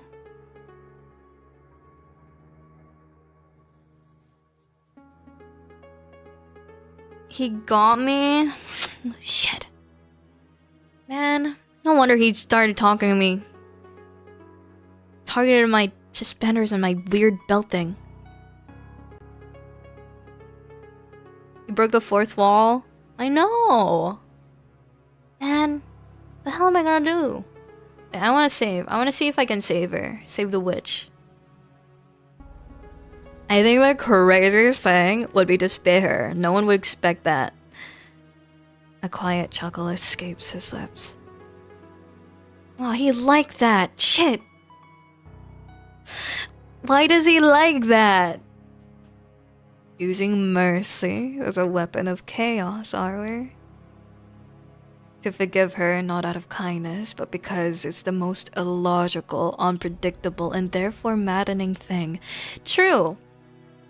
Cause like, after all these guys that he's like tortured and like put under his command or killed, she would be looking over her shoulder all her life. It's like, surely he didn't just let me go. He's probably planning some other big thing. Something's gonna happen to me at one point, you know? I feel like that's what her thought process would be if he did decide to let her go. If she knew about the other... I mean, he's known to be the king of fucking... forgot his title. I don't know. She'll spend her life waiting for me to change my mind. Okay, see? Maybe I'm him. This is me in another universe. Waiting for me to jump out from behind a tree and send her back to the dungeon. Wonderful. Such incredible psychological torment. So be it. Well, at least she'll be alive.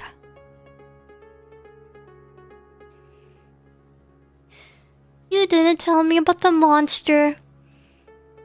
Dear, who cares about these monsters anyways?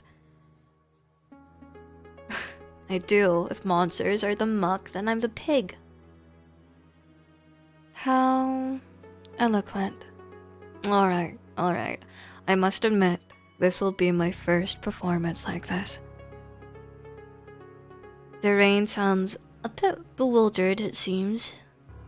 Allow me to just toss my mind up and see how it lands. You see, the monster was originally much more modest and less majestic. But we all have to start somewhere, right? Then my head suddenly became a bit crowded. First, whispers, then arguments and full-fledged discussions that had to be participated in, and involved inanimate objects. Guests in ajar doors, closets, and even in cookie jars. Every container a potential foe. And I was surrounded by containers. To be fair, sometimes they told funny stories. But why was I afflicted with this curse? Pondering it drives me mad. Even more so. It seems the question is meant for me.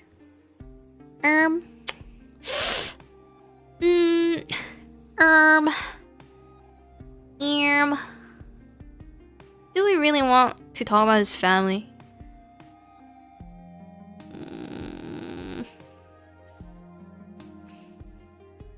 Did you touch a cursed artifact? Maybe some ring?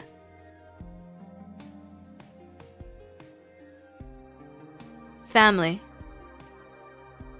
Oh, okay. That was my... Okay, whatever. My lady, that's so mundane. But that's exactly what happened, you've guessed it. It's all about rotten blood. Too pure, I beg your pardon. My great-grandfather issued a decree forbidding death from old age, and a distant aunt believed a colony of sentient mold was living in her walls, claiming her inheritance. But I always thought that I would be spared this fate. I had to be temporarily isolated to avoid embarrassing guests at royal balls, with the young prince pointing at noble lords saying, "Ha ha, the gnomes finally got out from under my bed." What a misfortune for the entire family, except for those in line for the throne before me. My death would have solved many problems for my family, and indeed, many of my own problems too. I made a decision. We made it, to be precise.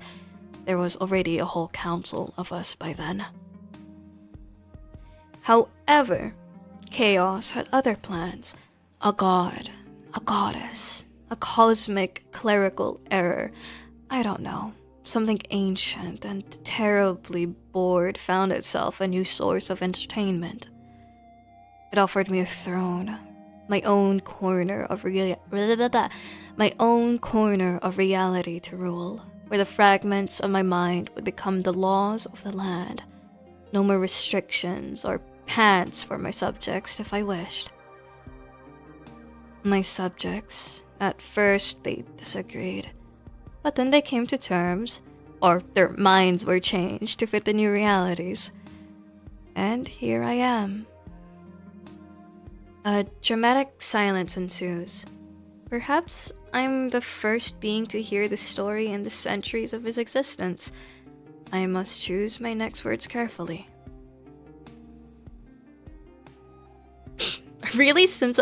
I really sympathize with you in all your multiple personalities.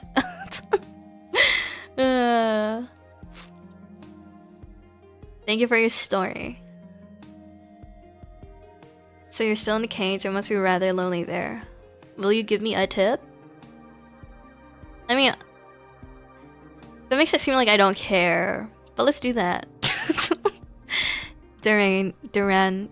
They ran laughs. Of course. And it won't even be someone's innards. It'll be lots of crisp paper dollars. Ah, how I love the sound of things crunching. But again, no innards. The shadows finally dissolved into nothingness. Wait, did I save that? Can I go back? Did I save? I don't think I did. Or did I? Oh, no, I did. Yeah. I want to see the ending of this one. The shadow finally dissolved into nothingness. I just saved someone from a terrifying fate at the hands of a madman. I feel a certain pride.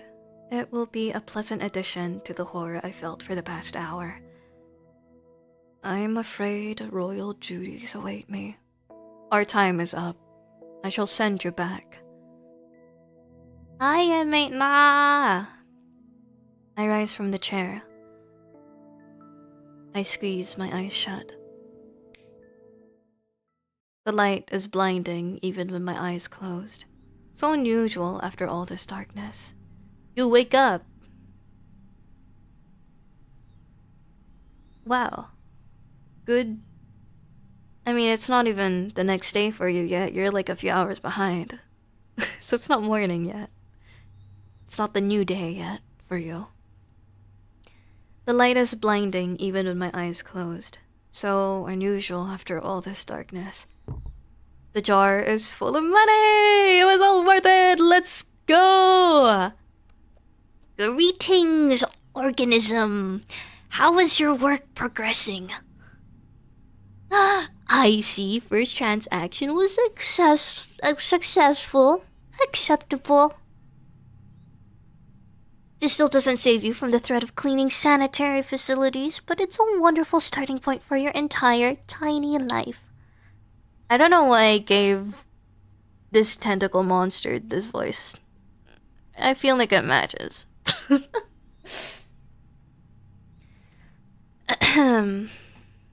This didn't happen. I mean, the first part of this sentence did happen, but the second part didn't. Work is going well. Excellent. Maintain this level of productivity. You may be rewarded with an additional 5-minute feeding break for if you can find food. Rejoice in my generosity. Okay. Continue working. I am experiencing a positive emotional reaction. I am proud of you, and I will be even prouder if you can acquire even more currency. Your tactic of jesting, carefree organism is clearly paying off. You were watching? Okay. Goodbye, Mr. Manager Bob. Your tentacles shine particularly beautiful at this time of day. Your comment regarding the shine of my appendages is noted, organism. Maybe I should just riz the boss. Riz the boss. Whatever. The secret is meticulous regimen of polishing them with void bib OK slime. Be careful about rizzing my boss. Why? Will I go to a international match in the US and all of a sudden there's a kiss cam and then and then all of our friends and relationships will find out, oh shit, they're together, they're cheating. Cheating as if I have anyone else. Goodbye. He slaps across the floor to his office. As soon as Bob's rhythmic wet slaps fade away, a deep silence descends on the station. One moment, I'm in a surreal forest, dining on purple goo with a mad god. Wow. Didn't that happen? Didn't that happen like a few months ago? Some like billionaire and they're in his what's it called? And his like personal assistant got caught at a kiss cam during this like football match. HR, yeah. Maybe these are all just my deathbed hallucinations. Coldplay concert? Yeah, that one. That was so strange. It was so strange. I wonder how they're doing now. I wonder if they're back to making billions, gajillions of dollars. 'Cause surely all that noise has died down for them. Like, sure, their family relations are probably ruined, but like they're still making billions, gajillions dollars. I'm going insane. Some part of me enjoys them. I wouldn't mind going through this. Low key. I'm an adrenaline. Is that a booster box on the counter? I think so. Maybe? Is it? I don't know. There's this guy from the Mandela Catalog? I don't remember what it's called.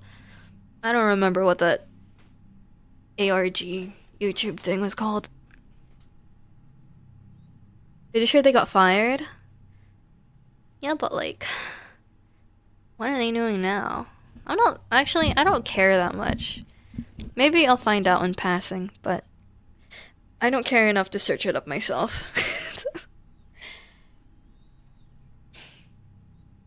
Sorry, I need to burp. I'll be back.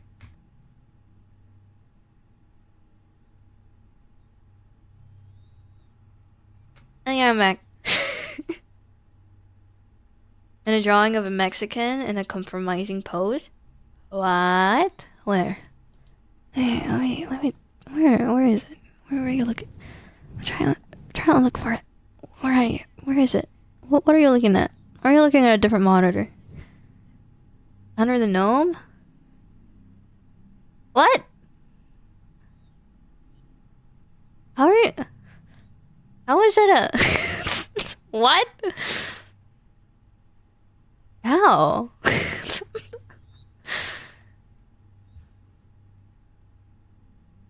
Is it? I thought it was just random scribbles.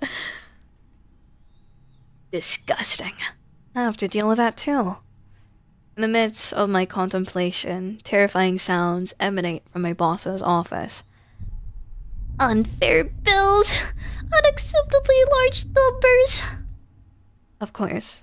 What else could upset him so much if not that? Steps. Another visitor. This one decided to come in through the door for a change. Hey, don't pose up like that. Don't pose up at the door like that. Hey, I just went on a date with a mad god jester. Who the fuck do you think you are? You see a sombrero and a hitched up poncho? I guess? Yeah, I guess you can see that. There's like a slit in their poncho and their leg is out.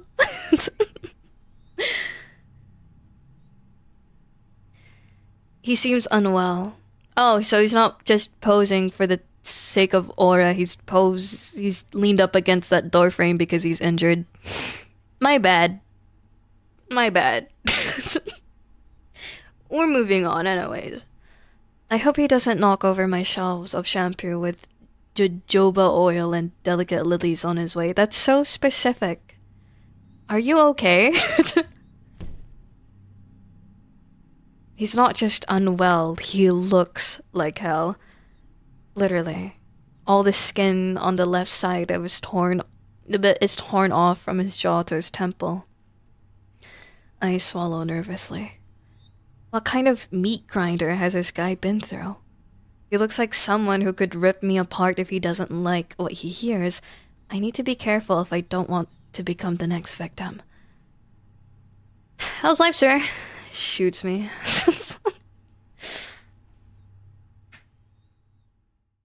Break down and steers, you don't want to work here anymore. You look like a Terminator at the end of the second movie. The Terminator who just wrecked my entire floor. Sure. Okay, maybe not that one. Well, it's hard to imagine how the other fighter looks. He lets out a gurgling, raspy laugh. He liked that one. Wait, I don't know what weird voice accent I should give this dude. I need someone else to do the voice for me, but who else is there? You don't want to know what the other fighter looks like. Honestly, I really don't know. I really don't want to know. My inner archive labeled I don't want to know this is at risk of bursting from overflowing tonight.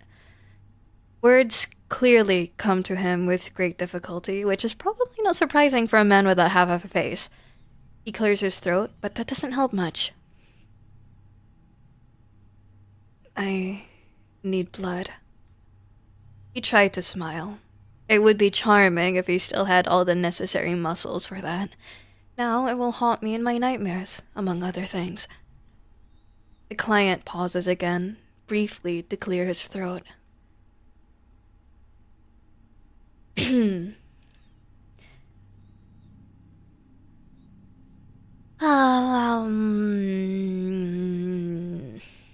don't have to do transfusions here, no IV drips, just discount raw. Let me see what we have.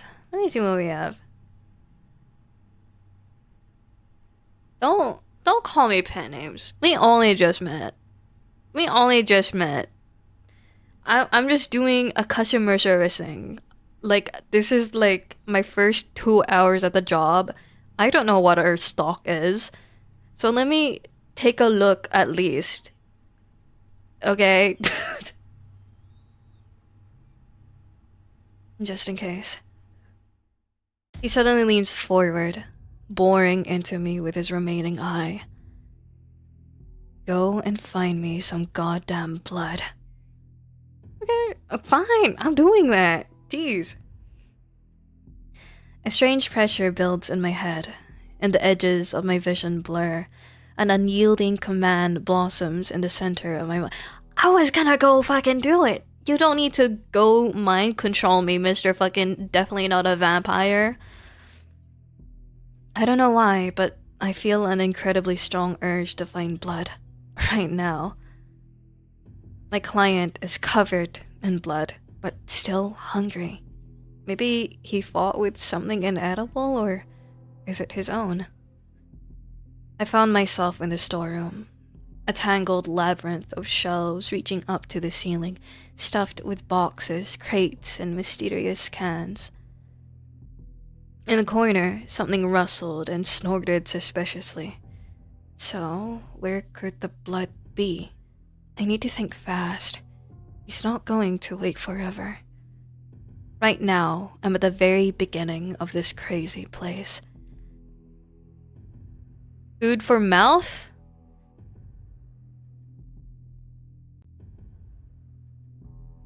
Foaming body washes for leather bags?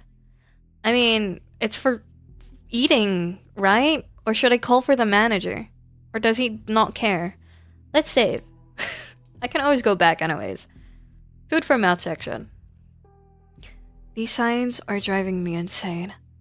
I really hope my manager will eventually learn English properly. Call the police? I don't think we can. I think I'm gonna die before I even touch a phone to call 911. 111, sorry.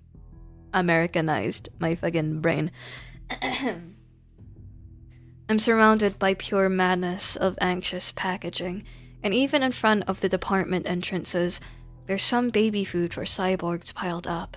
I'm frantically trying to decipher the crooked inscriptions. In front of me are sections with food for mouth.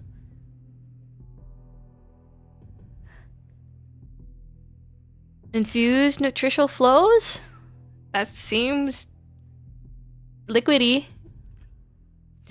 Here are endless shelves of drinks. Next to Coca-Cola are bottles labeled Liquid Regret, Primordial Broth, now with nucleotides. Cans labeled Brapsy, Vodka Solnitko. I'd love to meet the person who came up with these names. You tried a Celsius? Oh, how'd it go? How'd it go? Which flavor did you get? I tried another Celsius today. I already talked about this before, but Cosmic Vibes. Oh yeah, that's the one that I saw, but then I was like, it sounds artificial. I mean, what isn't? But like, it sounds like it would taste incredibly artificial. But from the small label, it's just fruit punch flavored. I don't know. I don't really remember. But whatevs. Whatevs.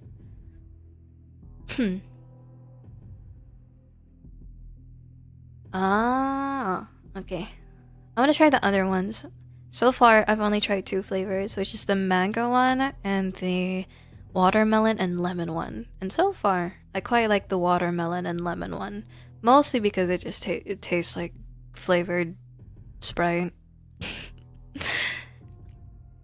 I check each shelf, pushing aside cans of essence of shits and giggles, but find nothing resembling blood. The closest thing that is liquid hematogen is a giant wooden container. It smells worse than it looks. I go back. I hear knocking. It's the dry, rhythmic tapping of knuckles on a laminated countertop. It's not loud, but persistent and full of irritation. In front of me are sections with food for mouth. I don't think I'm in the right place. I think I should have called for Bob. You're waving, crud. Are you going? This aisle is crammed with chips, pasta, crackers, jerky, and chocolate bars. All the usual stuff if you don't look too closely. Next to the Doritos bags lie a pack of crystallized whales resembling translucent stone lollipops. You're slowly getting eepy. You're allowed to go to bed, man. And if you need to do something tomorrow, I highly encourage you to go to bed. I'm assuming it's quite late for you. The audible read helping you get EP. Okay. Okay. I'll keep doing what I do. I do what I do. Cans of peas huddle together in fear as I pass by another shelf nervously, glancing around. Did that work? Oh, it did. I'm still trying to find an artist to commission to like animate like certain features on my character as like toothless, so it would pop up on screen. I don't know. It's just something silly. It's 100% gonna be like around $100-$200 commission, but like it's funny. You're unemployed, you got nothing going on every day, so it's great. Yeah. I wish I were unemployed. But the money is nice, so yeah. Cans of peas huddle together in fear as I pass by another shelf, nervously glancing around. I quickly scan the shelves. There's no blood here unless you count the dried stain of the nutritional bricks package. I need to go back. You do ramble once a week on YouTube to give you something to do? I mean, if it's something to do, it's something to do. It's always good to keep yourself busy with at least one thing, you know? For me, when I was in university and barely going to classes, all I did was like wake up and watch like Minecraft streamers. That's pretty much all I did. And then like if I felt like getting out of the house, I would just go to the internet cafe, which is like, what's the point? It's like a 15-minute walk away. At least I stepped out of the room, you know? Almost 1 a.m? Yeah, 3 minutes more. Great. Now he's fidgeting. Can't sit still anymore. This isn't just impatience, it's anxiety. And I really don't like where this anxiety could lead him. I need to hurry. In front of me are sections with food for mouth. I don't think this is it. I don't think this is it. The coldest corner of the store. Large freezer chests and refrigerators with glass doors are covered in frost.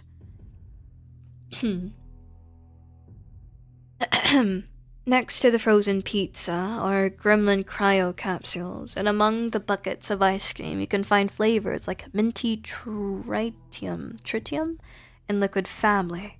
Oh my god. That's where you keep your blood?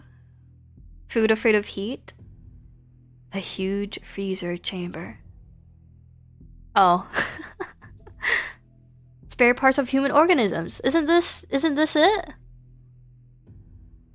This section reeks of formaldehyde. Oh, so no blood and horror. Glass jars filled with murky liquids sit on the shelves where exhibits float. I try not to think about one of the containers holding a name tag that reads Kevin. The blood! Take blood. Oh, this is blood. Michael, taste efficient, resource and artifact accumulation, cheap alcohol and tuberculosis, taste of unfulfilled dreams and unwarranted expectations. Doesn't matter, it's blood. I mean, I wouldn't know. I'm not a vampire. I wouldn't know the difference. Efficient resource and artifact accumulation. I don't know. Let's give him Mike. Just give him Kevin. I don't even understand why, but this blood looks profoundly sad. It probably tastes sadder than it appears. He abruptly lifts his head as I approach. You could have hurried up. He grumbles, but his tone reveals that he feels relief. The search could have taken even longer. I'm gonna make him sad. I mean, That'd be a different dynamic. Now hand over that damn blood. Blah blah blah blah.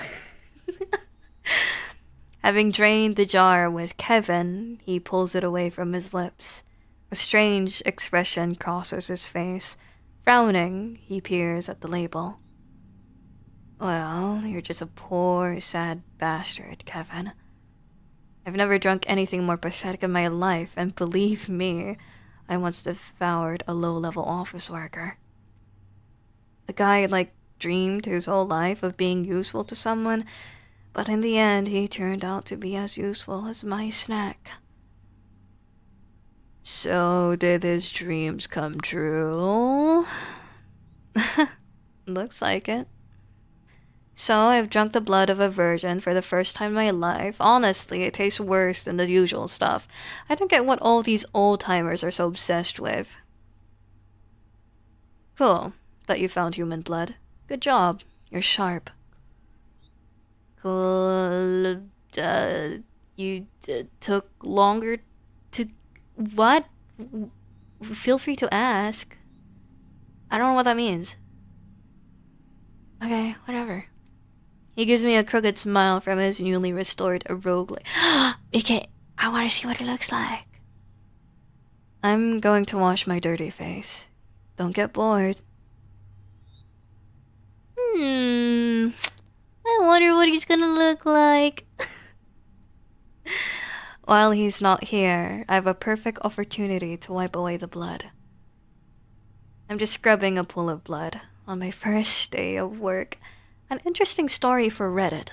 A wonderful tale. I'm doing just fine. Nobody has eaten me. He's looking so much fresher with the sickening of his face, although his expression still resembles that of a constipated owl. I'll just stand here for a while, okay? Take a little break. Besides, there's nobody here with you right now. And just so you know, if you try to contact the werewolves, I'll take your head and crush it like a walnut. How do I know his name is David now? There we go. I'm David, by the way. A vampire, as you may have already guessed. What an incredibly interesting way to start acquaintances! Especially that part about the walnut. Nice to meet ya. Calix. Okay, Calix. I knew a Calix once. She used to trade kidneys in Venice Beach. It was a good girl until she got packed up. He's trying to provoke me, deliberately sharing the dirty details of his life to see how uncomfortable I can get. Probably the same Calix. It's me! No kidneys for you! Oh, I don't know how I'll survive this. Probably harder to survive this than working at this place. He struck a nerve. No offense, but I think I know every place in the city where you can buy a kidney. It's doubly crappy. It's doubly crappy that I don't need them anymore, unless I want to sell them too. Now, I have a vampire here, and he's regenerating. Wonderful. The main thing is not to accidentally blurt out something wrong. I need to be friendly. Man, if only customer service was this easy. Multiple choice question, not open-ended.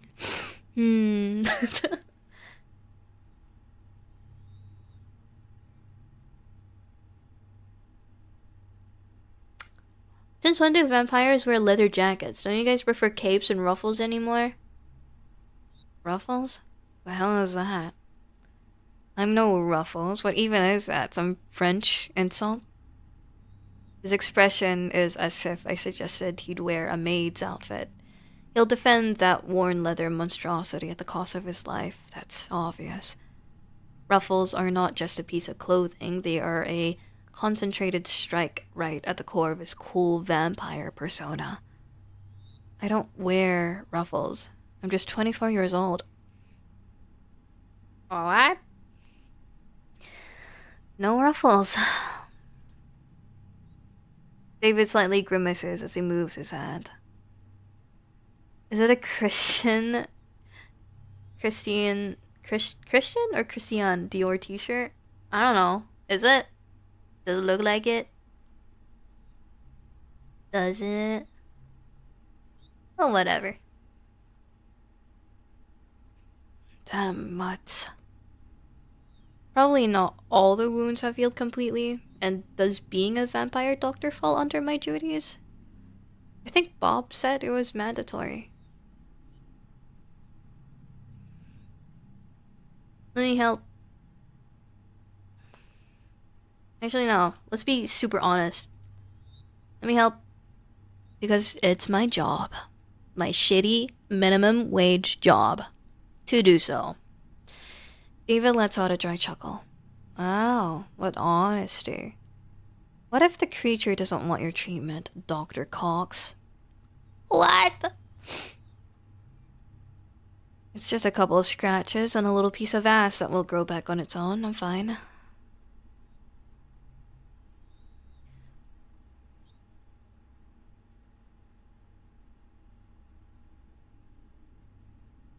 What does this word mean? I don't know what it means. I'm not gonna choose it. I see. You're afraid of doctors. Such a tough guy, yet scared of getting treated. Afraid? I'm not scared of anything in this life. I'm the most fearless bloodsucker in the world.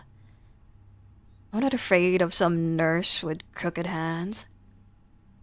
I've dealt with such crap that you... Wait a second. Are you trying to challenge me? Yeah, I think his ass got injured. I shake my head with the most sincere look of innocence on my face. Fine.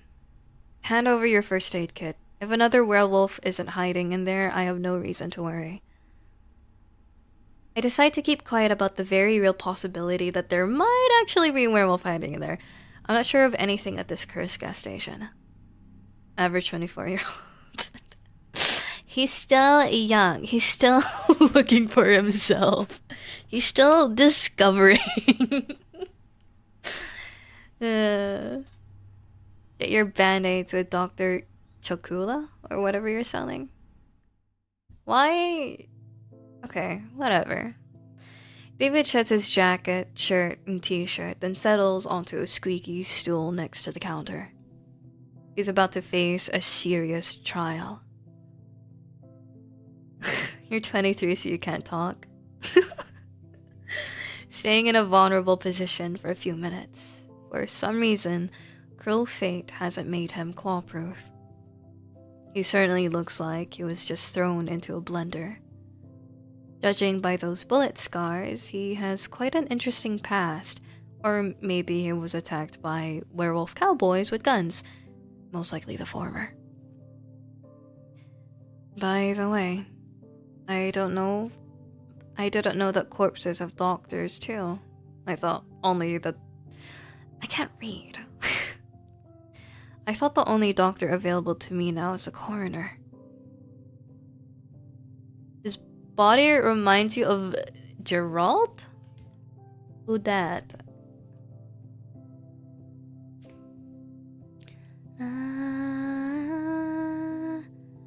The Witcher. Oh, whoa, whoa, whoa, whoa, whoa. Ha, ba, ba, ba, ba, ba, ba, ba.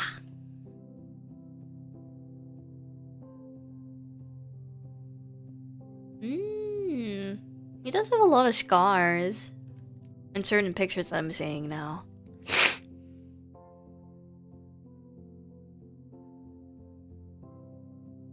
The Witcher games? I'm looking at a picture of The Witcher 3.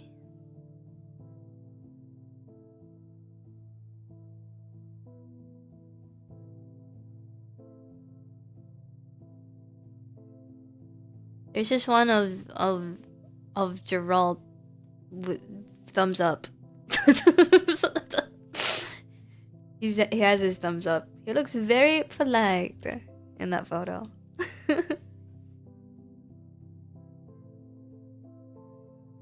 By the way, I already read this.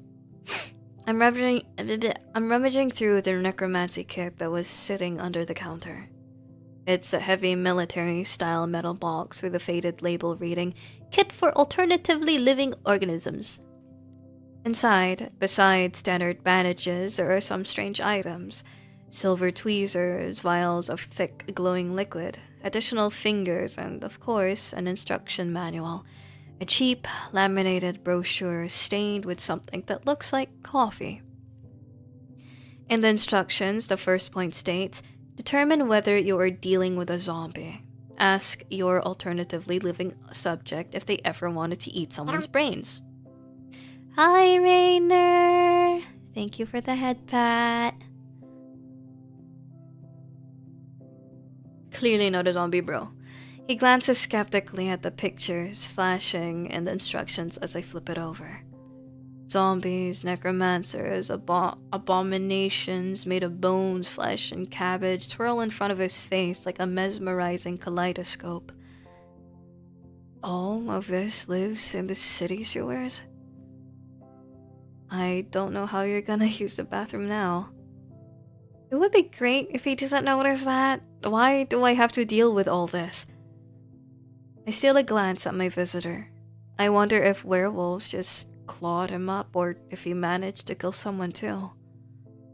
My instincts, something out of the Stone Age, suggest that he could have. The guy has a killer's gaze. You see someone like him in an alley, your hand automatically reaches for your wallet and phone. I lower my eyes. Next point. Let's establish the nature of the injuries. What kind of wounds could werewolves leave?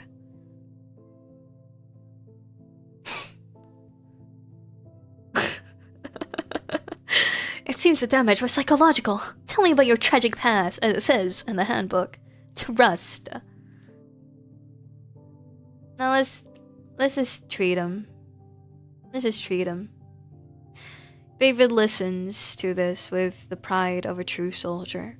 Every word feels like a medal of valor. Something like that.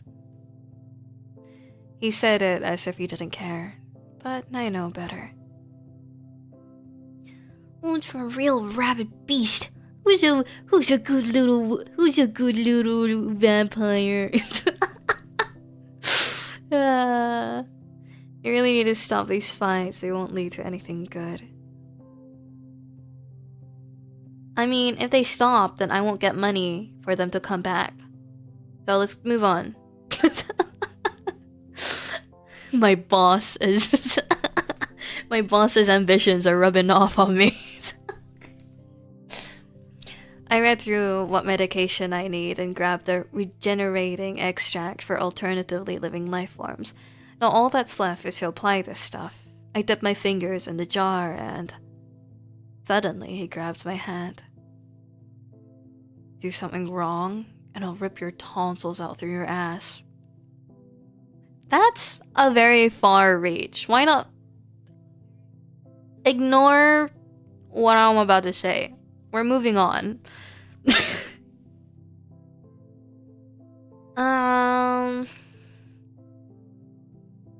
Part and regulate.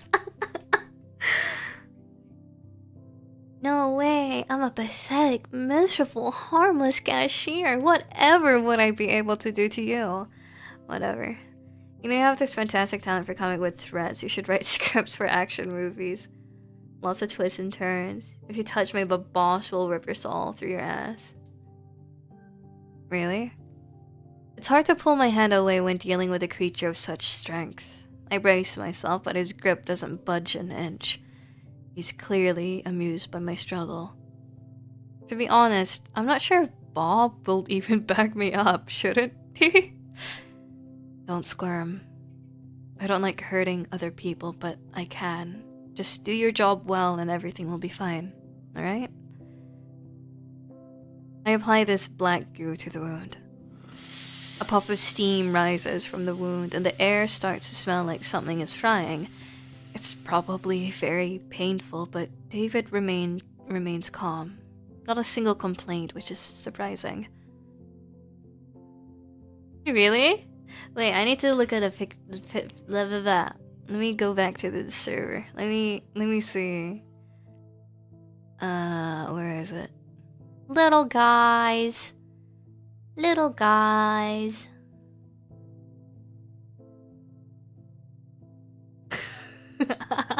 I just scrolled to the one where the cat is just meowing into the camera. Okay, well, the one under the car. I guess so. I guess? What about David reminds you of that stray cat at work?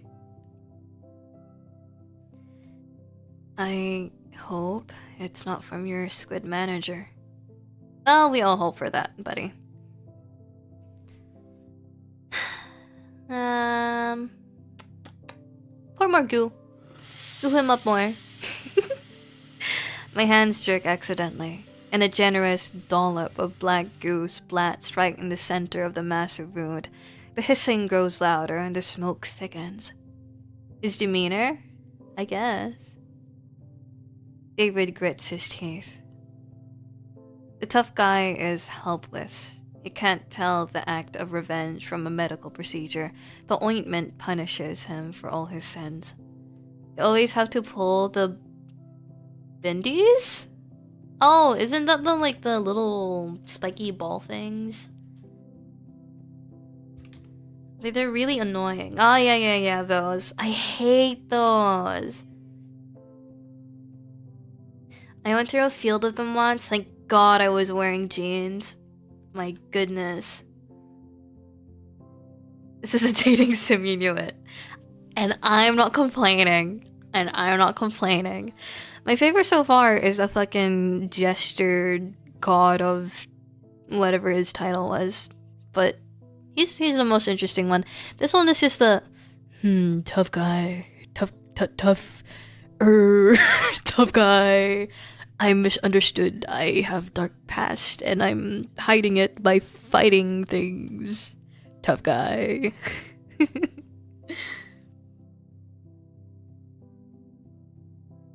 I finish up.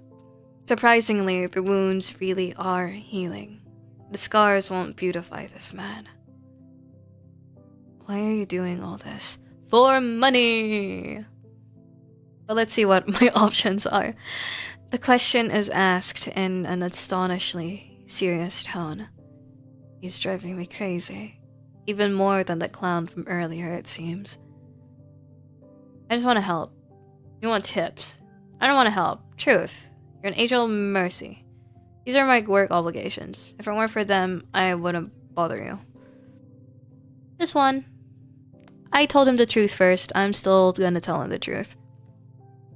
He sighs in relief. Just a moment ago, his worldview was practically shaken, but I put everything back to place. That's what I thought. What a pity.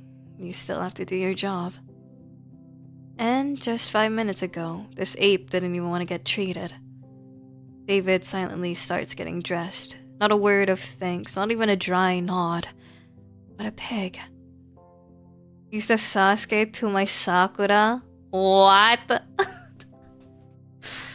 Can I just be an observer? Can he be a Sasuke and someone else can be the Sakura? Probably in the wild ape pack you grew up in, where it's like, thank you was not in use. Just a couple more seconds and he's back in front of the counter. So I'd be the cock. I wouldn't even watch. I'd be on my phone. Scrolling through Twitter and then falling asleep.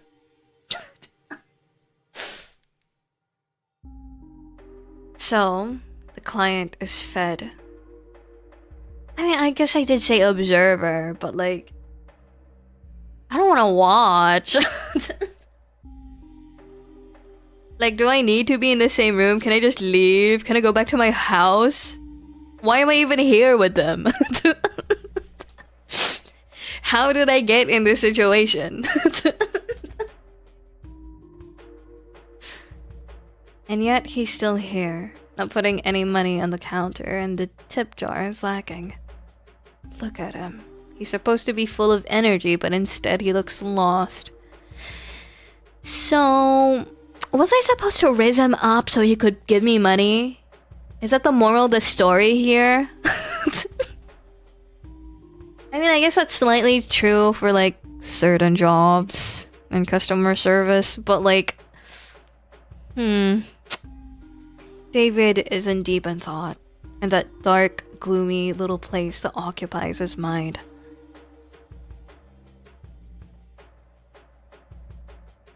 So is this a horror super seducer? I mean, I wouldn't mind if it were.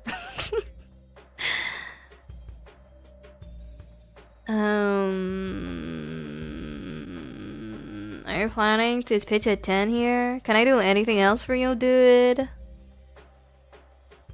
This isn't the best place to crash, bud. There's a vampire hotel 2 blocks down. Vampire hotel. David pauses for a couple seconds, as if a vampire hotel actually exists. I pause too. I'm no longer sure if the vampire hotel is just a figment of my twisted imagination when there's a monster gas station. I'm not sure what kind of world I live in anymore. Get lost with your Hotel Transylvania, that's not the point. What point? You were just sitting there. I'm curious about one thing. I haven't talked to a regular human in a long time. Now why is that? Should I be careful with what I'm saying next? I wonder, by regular human, does he mean my extremely natural essence? I'm no vampire, werewolf, or thieving gnome. Or does he mean my lack of a criminal record and absence of drug or alcohol dependency? Or maybe he's looking for the perspective of an ordinary worker, a working class person, a gray collar. Does your face also always look that funny when you're thinking about something? Maybe. I don't even get a chance to respond to his jab before he follows up. Let's conduct an experiment. Suppose you're now a free vampire, able to go wherever you want, do whatever you want. Where would you go?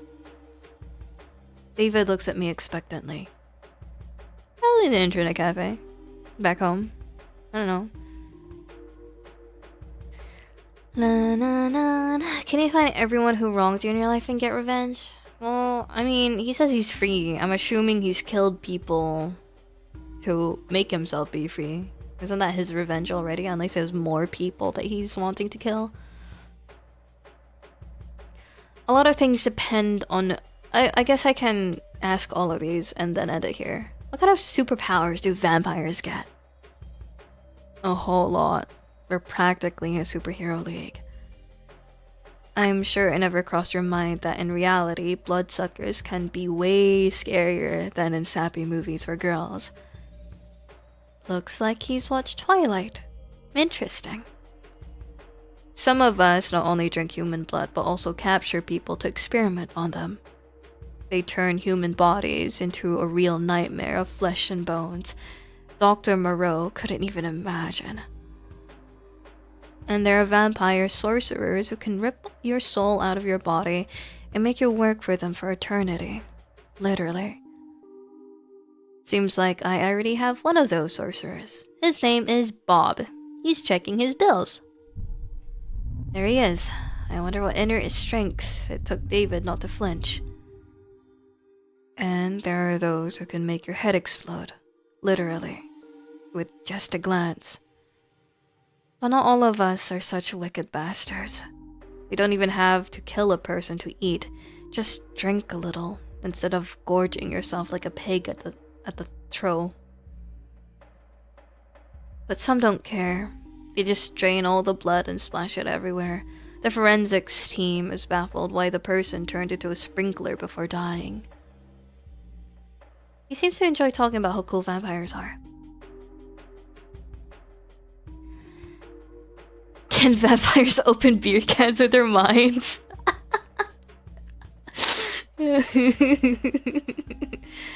Oh, they sure can. But they can't drink beer afterward. When I was just recently turned, about 2 years ago, I tried to eat spaghetti.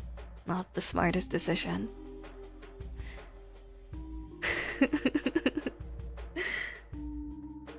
And what happened? I threw up farther than I could see, puking out blood and meatballs. Left some graffiti and a bit of pasta on the wall.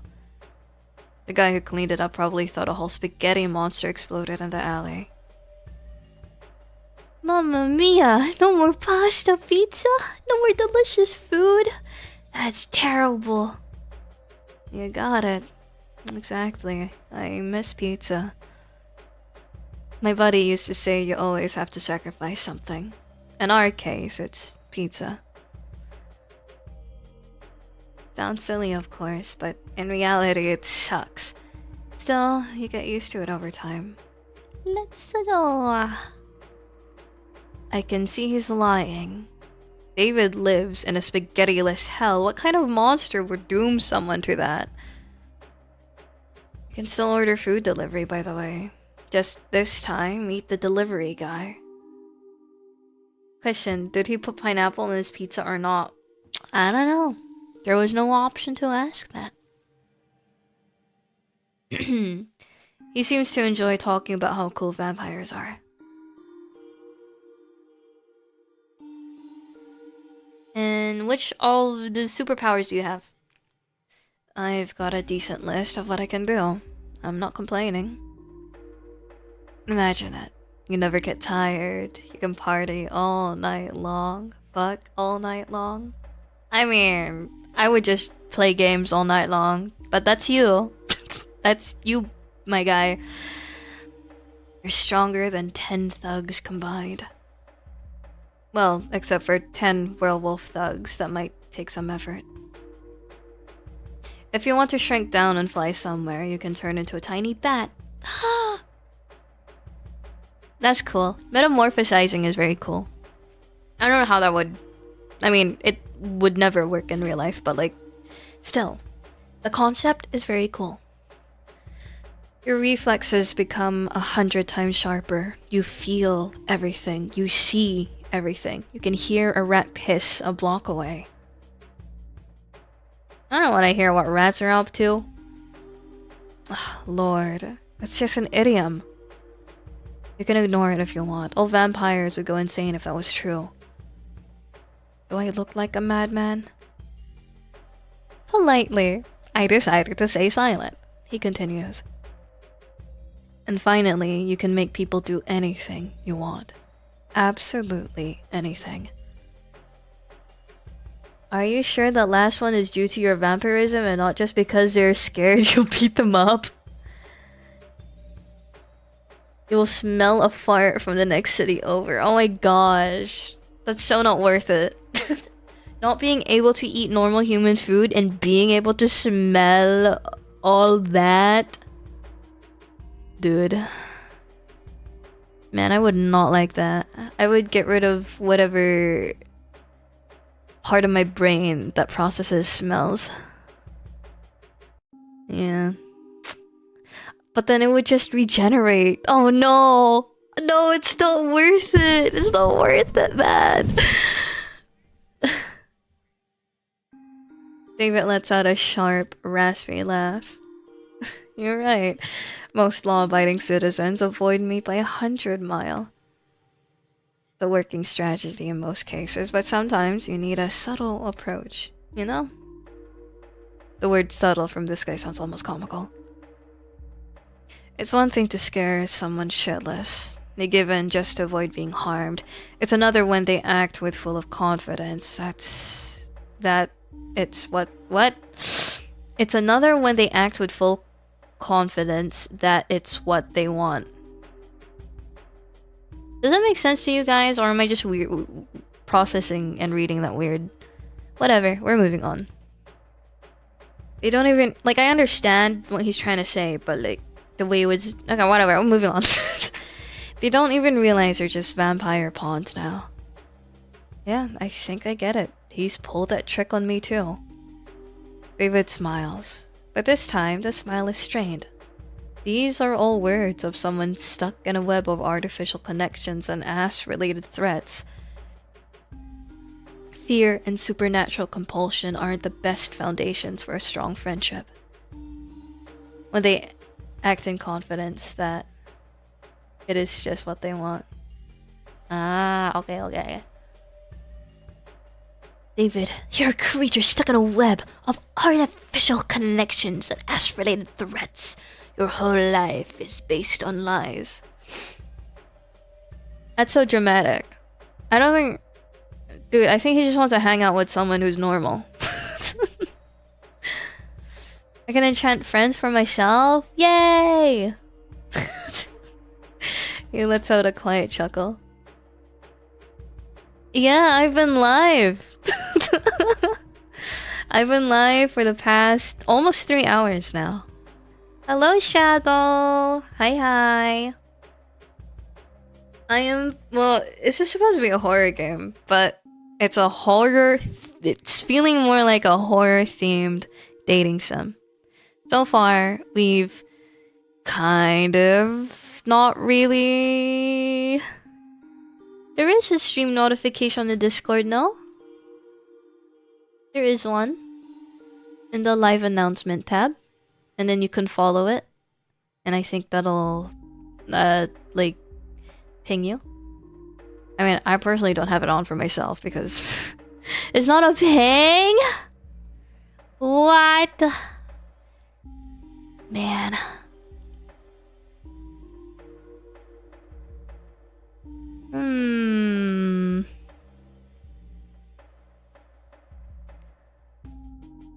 Oh, in your own server. So should I do it?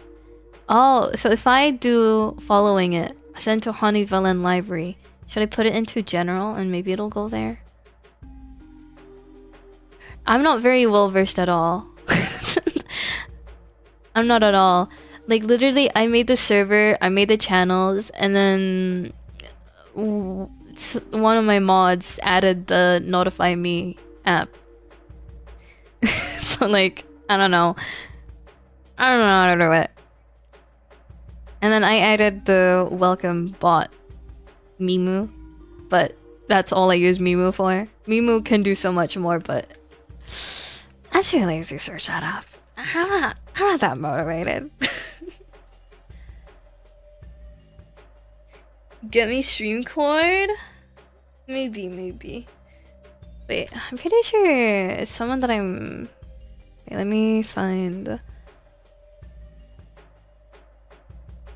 Cause I'm in, what's this one? What's this? Oh, Streamcord. Yeah, this person has Streamcord. I'm in, Necro... What's her name? Oh, they're not a her. What's his name? Necronival? They're also a NZ streamer. They use Streamcord. And it like adds everyone or adds people who have the role on. I need to figure it out. Because their now live channel looks pretty clean. Well, not clean, but like it looks cute. Anyways, moving on. Well, not exactly friends, more like underlings. You can hatch all sorts of cunning plans with human politicians or, well, pay no rent. Maybe this is worth it. Maybe this is worth it. Maybe.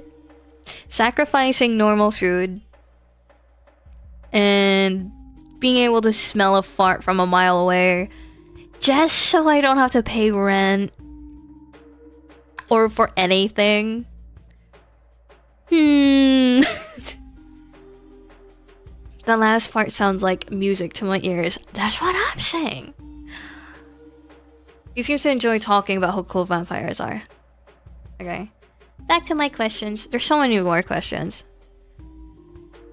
Why did you watch Twilight? Why did you watch Twilight? Sometimes farts can sound like music too. Exactly. And if you can hear it from a mile away, you can probably hear like some sort of melody somehow from all the other people's different farts. Guys, it's like 1:30. This discussion is weird. I have no idea what you're talking about. I don't watch emo crap. I hold a dramatic pause. David looks like a concerned animal. He stares at the floor, then the ceiling, anywhere but at me. It would sound like an orchestra tuning up constantly. It would. Even like the silent but deadly ones, you can hear those too. They're not really silent, are they? Finally, he lets out a loud sigh, filled with disappointment and embarrassment. Fine. Damn it. Alright, I watched everything. All Twilight movies, watched The Lost Boys, Interview with the Vampire, Blade. The idiot who bit me didn't explain anything beyond the basics, like, don't go out in the sun, you little punk. I thought maybe these stupid movies had a clue, you know? Hidden in all that silly romance and melodrama, most of it turned out to be bullshit. I read legends, searched for info online. As you can imagine, all supernatural beings try not to give themselves away, but sometimes you still stumble upon bits and pieces. Or crazies, one or the other. My favorite, by the way, was From Dusk Till Dawn. Too bad vampires don't explode in real life. Wait, you know there's this one vampire movie that's been popping up on my TikTok. It's like clips of it. I think it's on Netflix now, but I don't know if it's on Netflix in New Zealand. I don't know what it's called though, but it was like this gay vampire couple that turned a girl into a vampire. I don't know the reason why, but I think it's because they wanted a daughter. I'm not too sure. And then we follow her journey into her adjusting to vampire life, I guess. I don't know. I don't know what that series is called. I'm thinking it's a series. It feels like it's set up to be a series. Anyways. You're gonna go to sleep, have fun with David, or Observer David. Okay, Krut, have good eep. Thank you for dropping by. Thank you, thank you. Bye bye. You still haven't told me if you sparkle like Edward Cullen in the sun. He takes a deep, ragged breath. No. We don't sparkle. Want to know what happens if I step into the sun? I catch fire in the sun. If someone poured gasoline on me and lit a match. As if someone, yeah. Do you know what that smells like? Like fried chicken. It's nasty. Excruciating final death. Very brutal. Real vampires would be so sick of being compared to Edward. I know. It's like, oh my gosh, can you step into the sun and sparkle for me? Can you be my disco ball? Imagine the smell and slowly lick your lips. Hot man.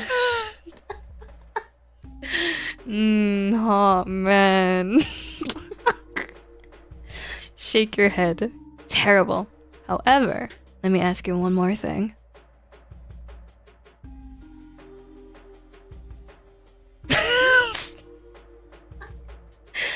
The subtle change in the sprite is great. What the hell is wrong with you? David has clearly dealt with violence, drugs, and monsters, but a cashier craving fried vampire is clearly too much for him. When Alec isn't here to be insane, you're just... What do you mean? There's nothing wrong with that. Nothing. What do you expect? You know, I've seen a lot of crap in my life, but this is the first time I've seen something like this. Do you have some kind of necro barbecue fetish? What? No, don't answer me. I don't want to know. I'll just pretend I didn't hear anything. David looks at me expectantly.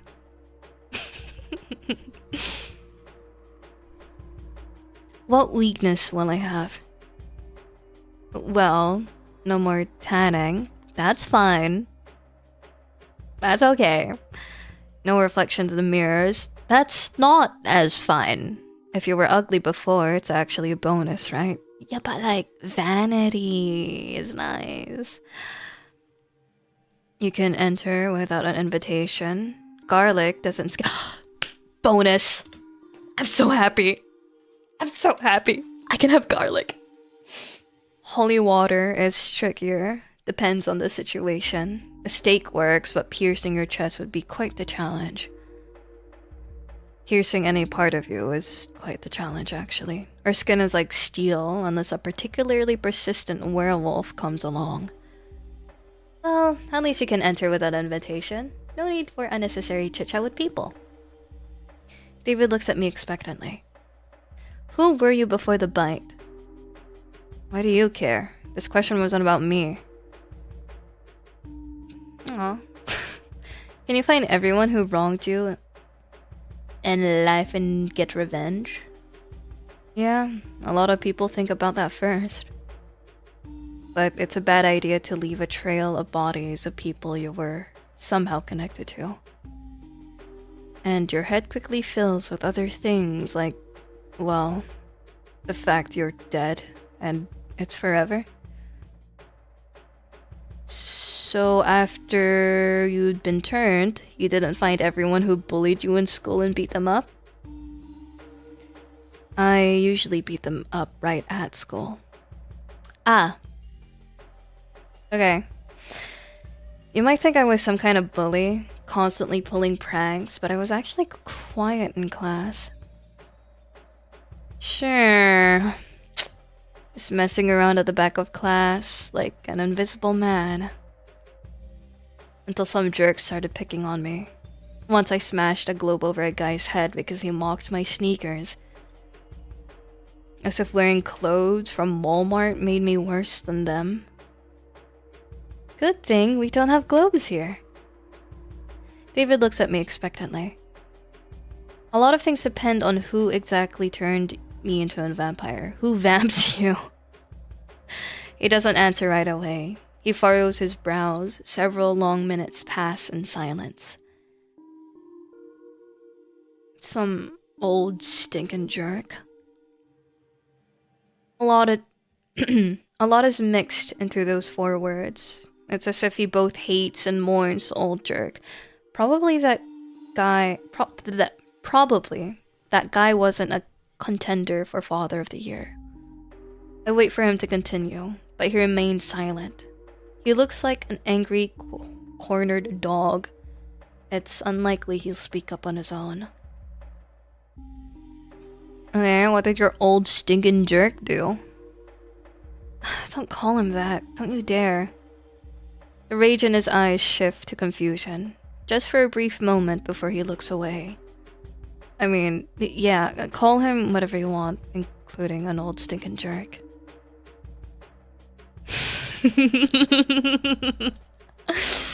An unexpected but genuine laugh escapes his lips. A rough, abrupt sound. Or come up with something more interesting. What is this? Count... What? Chocula? Monkey slut? Bedbug? What? This one makes more sense. I don't know... What does monkey slut and bedbugs have to do with any of this? He laughs. Piece of crap, Count Von Count. There's a tone of feverish joy in his voice, as if he's finally indulging in something forbidden and very enjoyable. David remains silent for a few more seconds before speaking. I feel like he just wants to chat to someone. I feel like he's just been really lonely. Because all he's been doing is fighting, surviving, living a long time, drinking blood, not being able to eat anything else. Garlic doesn't hurt him, but he can't really eat it. But like, smelling all those farts, hearing all those farts. That jerk. Suffered from power seizures. That's all there is to say about him. Wedgies?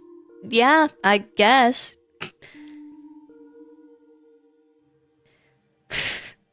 No amount of booze could erase what that damn villain did in my memory. I suppose all old vampires are like that. It seems he won't tell me more about his vampire dad. David looks at me expectantly. Aw, that's it? That's all we get? Excellent. He leans in a little closer. When suddenly, we hear a wolf howling. Oh my god! Look how cute! Oh my goodness. Little goob. Little guy. I don't even have time to blink before David vanishes. Now, he's a little bat hiding behind the counter. Listen up. Don't say anything about me. Sit tight and behave, or you'll feel incredibly shitty. That looks angry. Trust me, if you rat me out to that mutt, I'll find a way to get out and twist your head off. The threat in his voice is completely lacking, mostly because this voice now comes from a very small, though angry, bat. Werewolf. A werewolf is about to come here now. Hey. The creature steps inside. Oh, he's so polite. He's so polite. He looks polite. Good evening, ma'am. A low rumbling bass, surprisingly calm and friendly. Can I pet you? Rub my belly. Can I pet you? Ma'am? I'm not sure I understood you correctly. You want to pet me? He awkwardly shifts from paw to paw. Oh my god. That's very unexpected. And of course, flattering, ma'am, don't get me wrong, but I'm kind of on duty. Chasing, tracking the supernatural. I'm making Dave jealous? Nah. Dave isn't very patable, but this dude is a big, fluffy guy. He looks around nervously. Alright, you can, but just a little. I still have important business. He's so angry.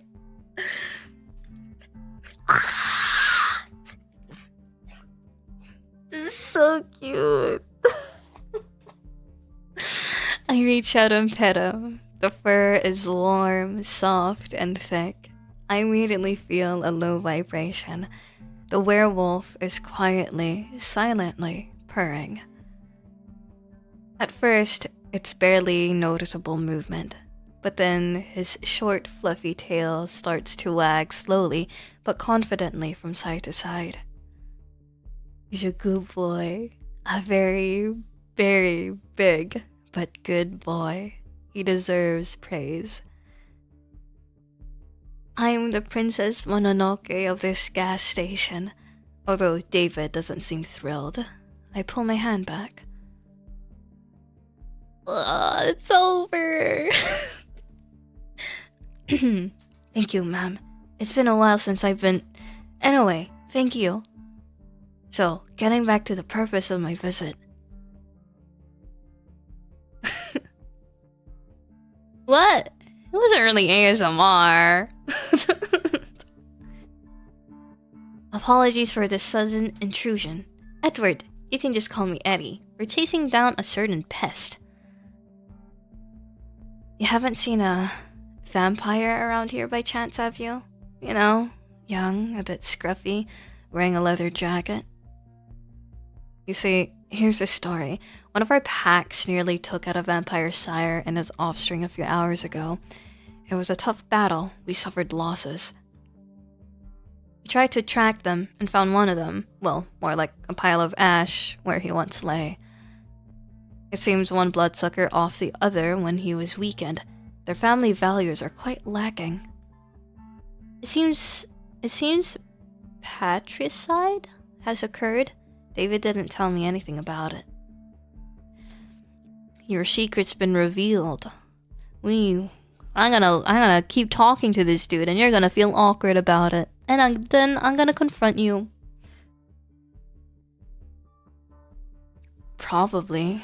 That's why he had all those questions about vampirism. He was trying to get advice on where to go next after killing his creator, but in a complete idiotic way.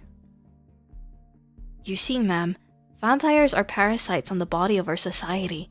They drink blood like mosquitoes, but unlike mosquitoes, they kill their victims by draining them dry. Patricide is killing your dad. What? Why's Patricide doing that to my dad? My dad did nothing.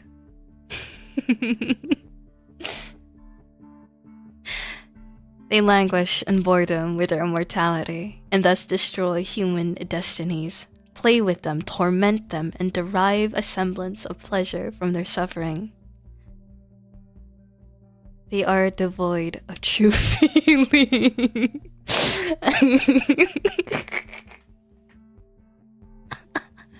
Look at his face. I look at David, devoid of any feeling. He's shaking all over. So I would be extremely grateful for any help. I'm not gonna give David away, man. But I also want tips.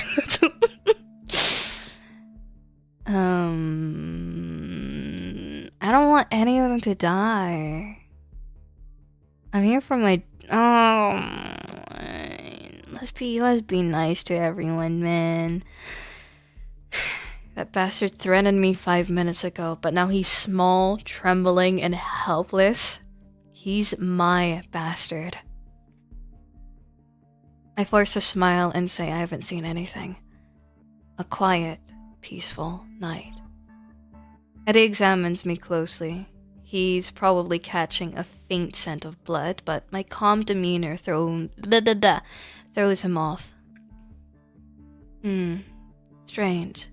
Well, okay. If it shows up, just give a whistle. We won't be far away from here. Good night, ma'am. Oh, can we pat you again before you go? Oh. The werewolf goes off to his important wolf business. David crawls out of his hiding spot. You could have turned me in. He stares into my eyes as if trying to peer into my soul and understand what it's made of. And that would have been the sensible decision. But I'm glad you're not one of those sensible ones. Because you're not getting any more money.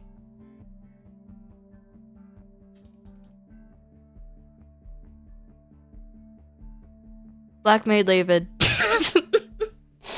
The bat nervously swallows and slowly nods his head. He fully understands my threat. I force a smile and say I haven't seen anything.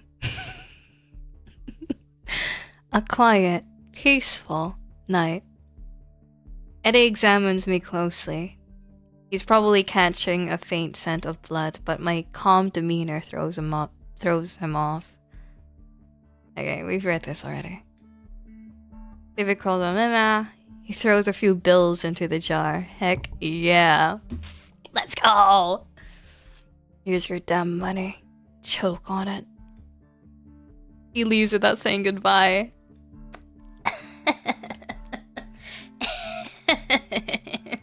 As much as I do want to know more about his dad and his daddy issues, my life's at stake if that tip jar isn't full. So, me over anyone.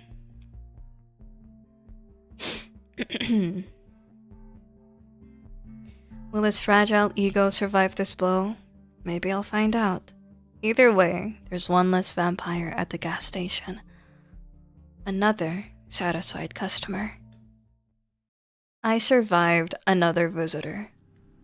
It seems I'm starting to get used to this job. Wiping off the sticky residue, hoping it was just spilled soda from the counter, I suddenly hear the crunch of gravel outside. Hooves? Hello? Hey? This is definitely not another vampire. The stranger leans against the counter, trying to look casual, but the way his tail twitches betrays his nervous tension. Look at this horny guy. I get it.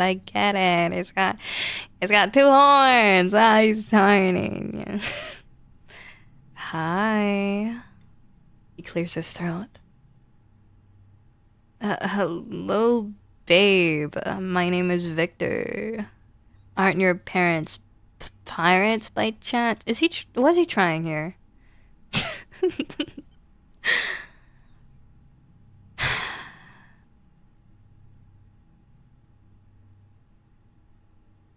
Aren't your parents farmers by chance? I took his awkward attempt at flirting and made it my own. Now I'm the captain of the ship since I'm the true descendant of pirates. Victor nervously taps his hoof on the floor. No? Then where did they get such a sweet peach?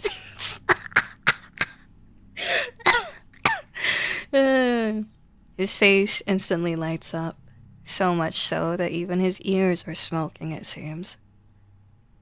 Thank you? He shuffles his foot.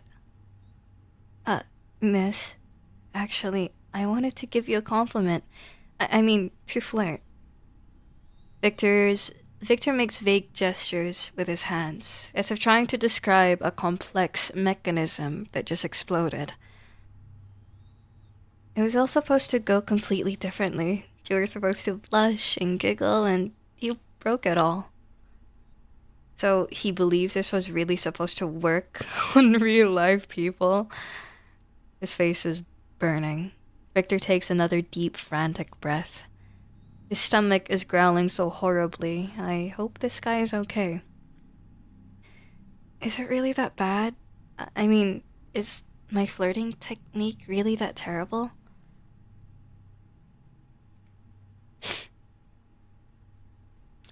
It's a style.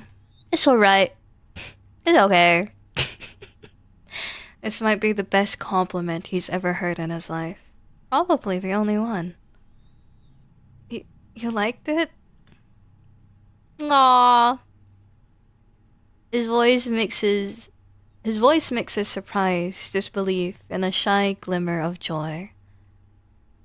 I'm glad you like the awkwardness because I have plenty of it. You've probably noticed. Right off the bat, is it really written on my face? Actually, I initially chose this tactic to charm you, miss. Of course, everything went according to plan. I don't know what demeanor I should give this guy. He coughs shyly and mumbles something to himself. Because what I'm giving him at the moment doesn't really match his appearance. I'm just reading how I imagine the text. Then he shifts his gaze back to me. Actually, miss, I'm here to acquire... He doesn't get to finish. We have a visitor. Oh. She stands next to the counter, clicking her mandibles impatiently. 2 packs of brapsy, a pack of screaming cheese, and a bag of fairy fingers, darling. By the way, your gas attendant is a real sweetheart. I don't know why I gave her that voice, that accent. It's frightening to imagine what my invisible colleague looks like. He hasn't even bothered to say hello. And hurry up, I need to rush. It will all work waiting for me today. I'm starting to pack the order. At the same time, this incubus awkwardly tries to hit on the lady, and I thought we had something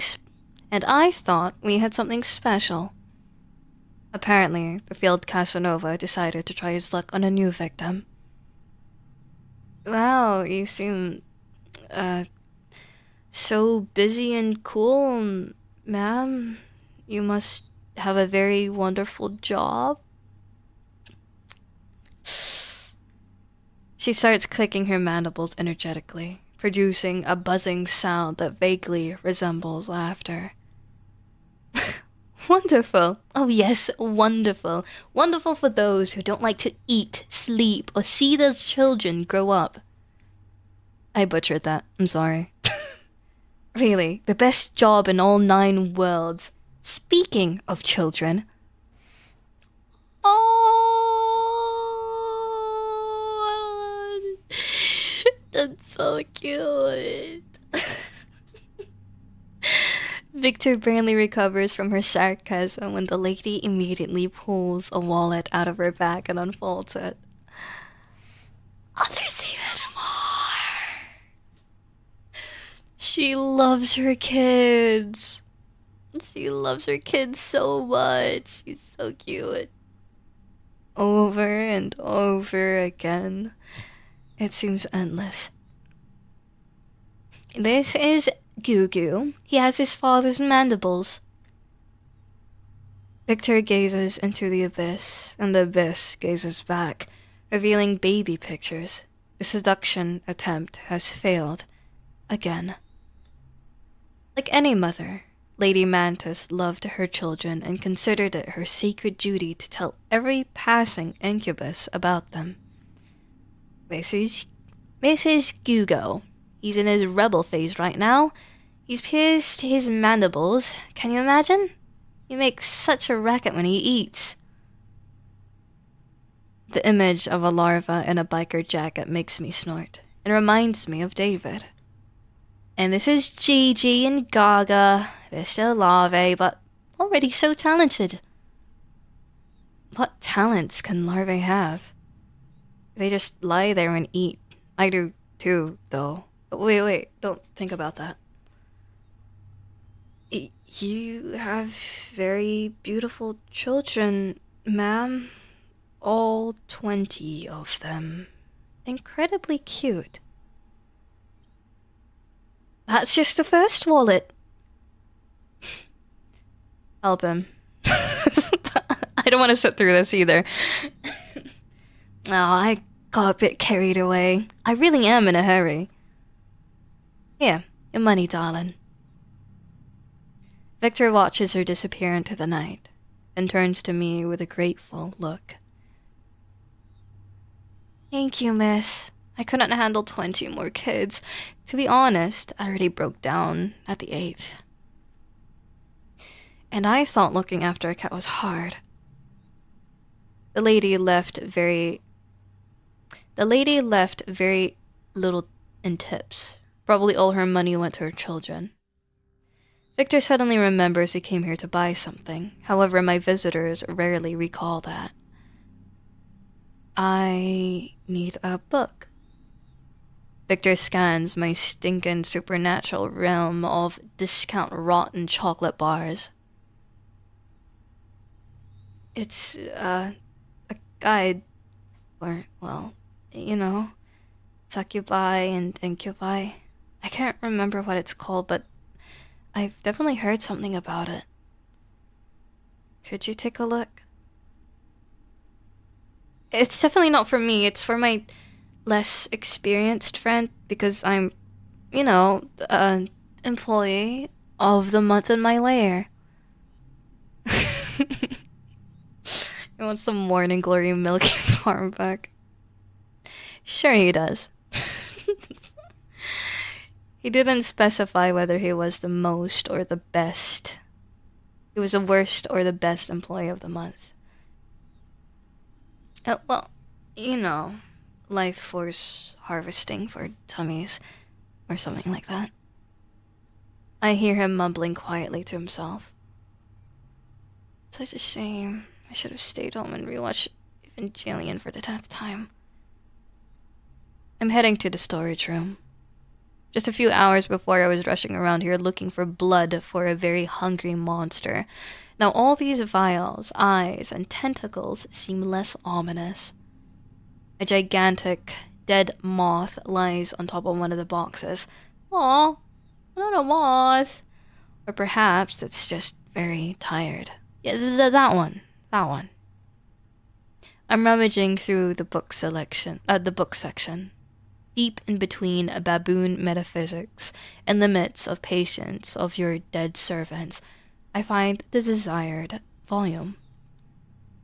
I come back from the storage room holding this forbidden mind-bending treatise titled Everything You Ever Wanted to Know About Demons and Everything You Didn't Want to Know About Them.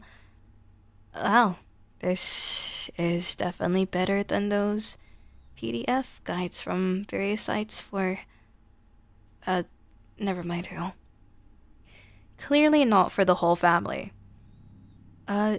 Let's study it. Let's? Yes, it would be very unusual if he just paid me, tipped me, and moved along. I expected too much from this life. But in fact, this will be an entertaining educational lesson. It certainly won't be unnecessary. And the guy looks like those pictures are enough to make him faint. The sooner this is over, the sooner I can send him on his way. We find a cozy spot next to the counter. I pull the grimoire closer. Oh no. I open the book, and the pages, yellowed and brittle with age, release a cloud of dust and indecent, horrifying desires. Incubi, the nature of the tempting rogue. Hooves of desire. Tempting rogues. Oh, that's me. Yeah, definitely me. Hooves are just like mine. You have no idea how awful they clop, especially on tiles. When you sneak to the fridge at night, the whole house wakes up with you. Everyone thinks there's a big, clumsy cow living in your apartment. You know, Victor, you look more like a sleep paralysis human.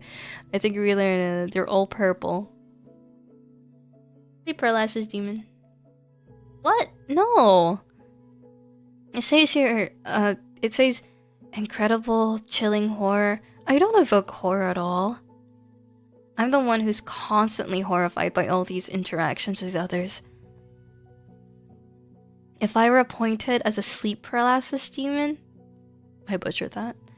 If I were appointed as a sleep paralysis demon, I'd be the monster in the closet that never comes out. Ever. Only if you're not into sleep paralysis monsters, are you?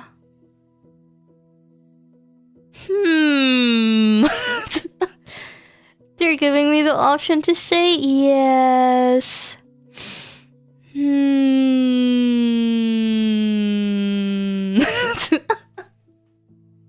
Oh. Well, if there's a free closet or space under your bed, just call me. He raises his eyes slightly, or maybe he's having a nervous spasm. One thing or the other. Victor turns his attention back to the book and runs his clawed fingers down the lines. Incubi, appreciators of the vibrant hues of the soul. They draw power not from blood or life force, but from the pure, potent energy of mortal emotions. And although a refined bouquet of positive emotions is the preferred ambrosia... ambrosia, what a fancy word. A practitioner can also sustain themselves with more coarse, fickle energies of negativity. Despair, horror, and humiliation provide a quick, albeit unpleasant rush of power. It's no wonder that now, after an argument with someone in the comments, I feel like I've eaten a few raisins. Judging by the expression on his face, he clearly isn't cut out for horrors and humiliation. His limit is probably arguing on 4chan. Also, a kind of source of horrors and humiliation. But still, it's a bit different. An incubus can, albeit less effectively, form a symbiotic connection by feeding off a single consenting mortal vessel. The mortal vessel, in turn, can absorb some of the power from the incubus, among other things, their immortality. Huh, sounds like a decent deal. I certainly always have plenty of emotions, mostly hatred for the fact that to earn money, you have to work. So true. So true. Let me read that again. That was just so true. I certainly always have plenty of emotions, mostly hatred. I certainly always have plenty of emotions, mostly hatred for the fact that to earn money, you have to work. A whole mountain of raisins for Victor, or whatever he called it. What a relief. Just one person. The thought of having to chase after a whole bunch of strangers just make me feel sick.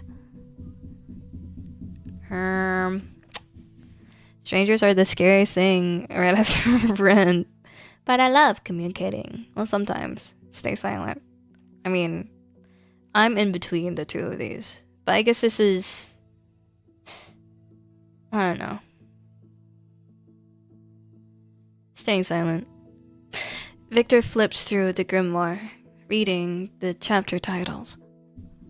Techniques of rogue seduction. Juicy emotional juices? Using last fish's energies for thaumaturgical purpose? I don't even want to know. I just want to not starve without energy and maybe pay my rent. I don't need to be the lusty cousin of Doctor Strange. Le severe.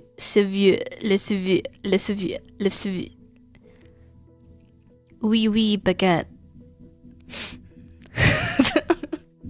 His finger finally jabs at the random chapter title somewhere in the middle. Love letters. It seems completely and irrevocably outdated, especially that part about carrier pigeon colors. Love letters? Who writes love letters anymore?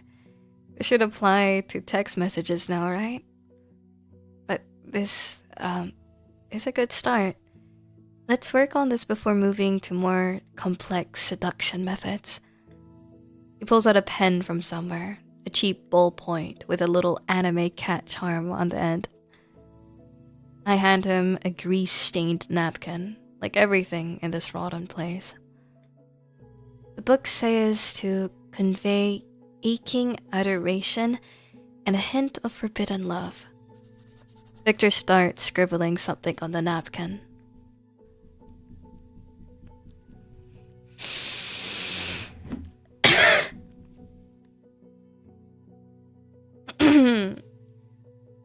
Man, I don't know what I was expecting, but it wasn't this.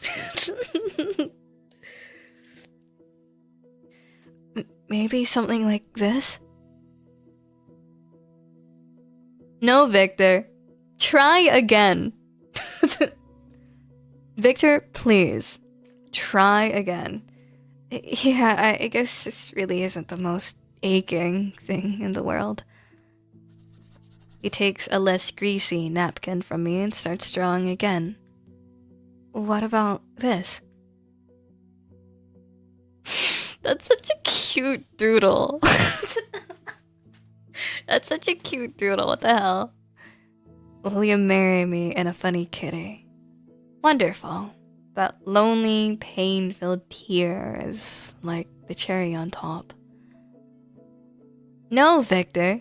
Try again. I would like to do other options, but I want to see what else, he draws. Exactly. Wrong again. This still lacks that forbidden desire, I suppose. No worries. We can work with this. I tried to follow the instructions more closely this time. I read the new note and feel a wave of heat wash over me. I don't know what muse visited this guy, but it seems his inner incubus has finally broken free. The note is short, but it feels like it was written by my most passionate secret admirer. I even feel a bit embarrassed. Looking at me, Victor lets out a quiet chuckle. I feel like this one's definitely hit the mark. I literally feel it, like an incubus. Not for nothing did I read all that. Huh? Victor? We're moving on. Victor continues to flip through the book, recognizing the desires of the vessel. He scans the first few. He said, read.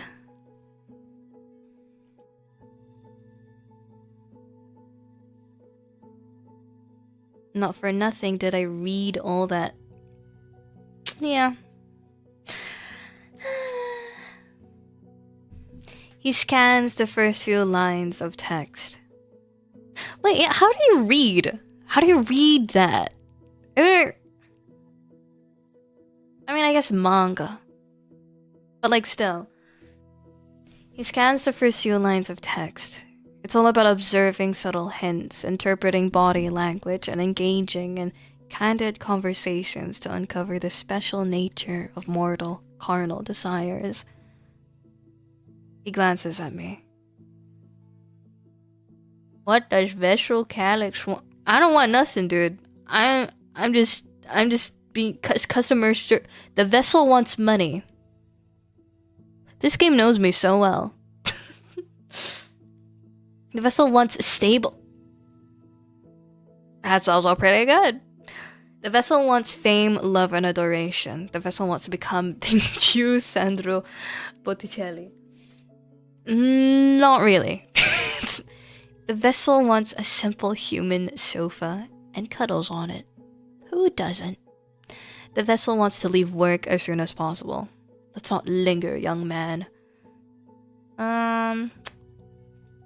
First instinct is money, money, money, money, money. Stable mental health.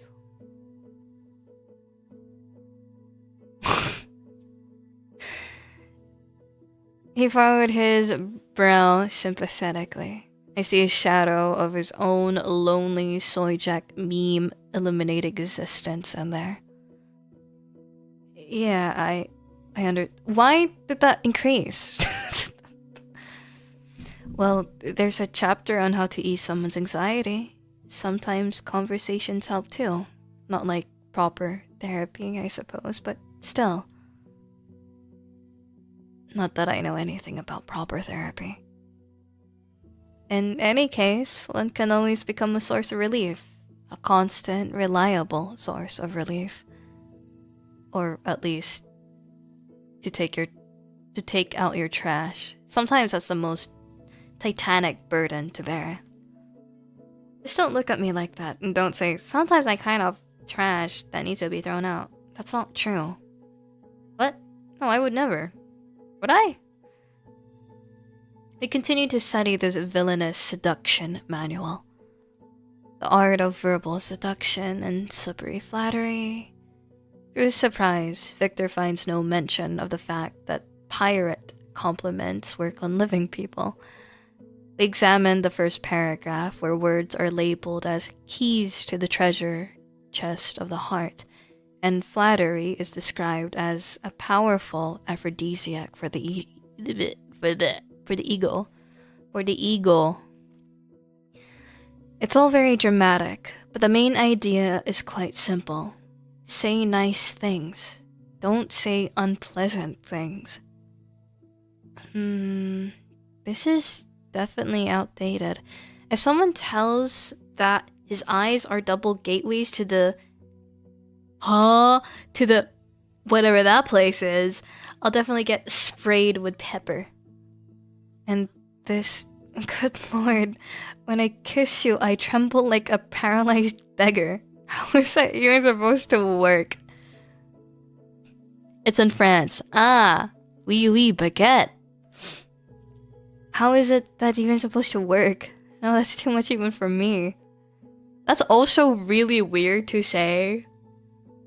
That's such a weird image to paint when you're kissing someone. Victor clears his throat.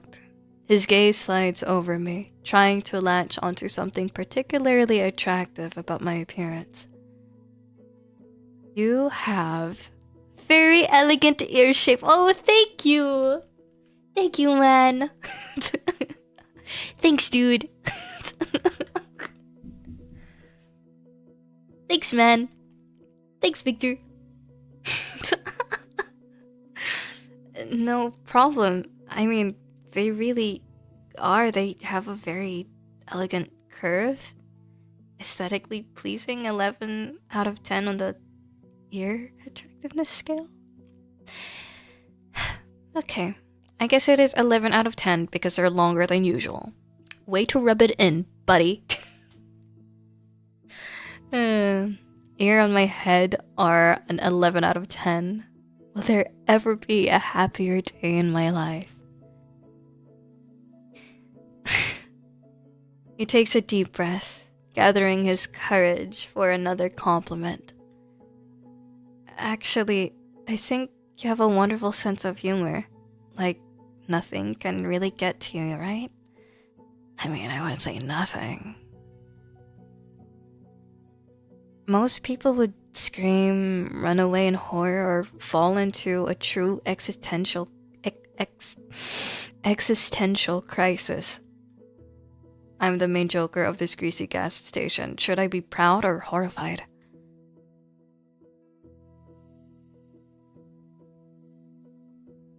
What did he say again?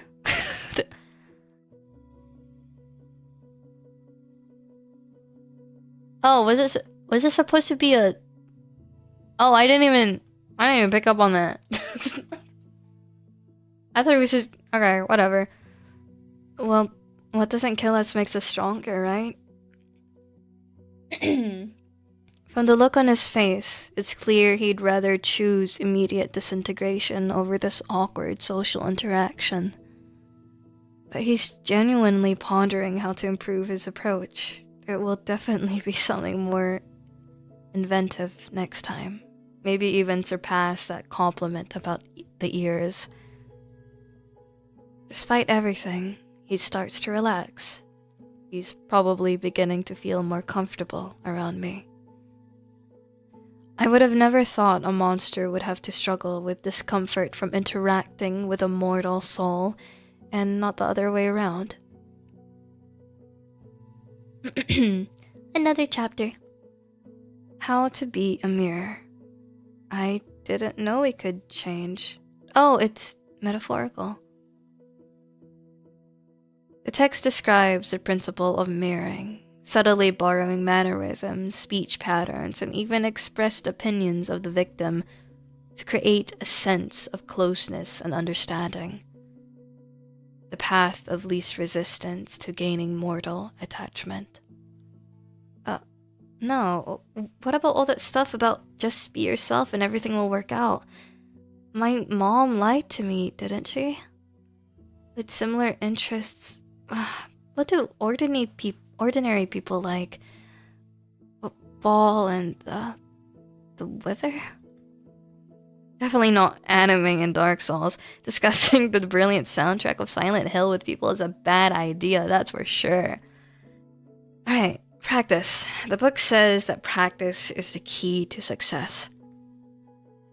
Victor lifts his gaze to me. Play along with me, please. Like we just met. Beautiful, mortal soul. I've appeared to you and half dreamed so many times, but I finally decided to find you in reality. I won't let you go so easily again. Okay. Even though the words aren't the most elegant, there's something supernatural about them. I still begin to feel a pull. You do? If someone said that to me IRL, I'd be like, okay. What have you been reading? Obviously, this visual novel.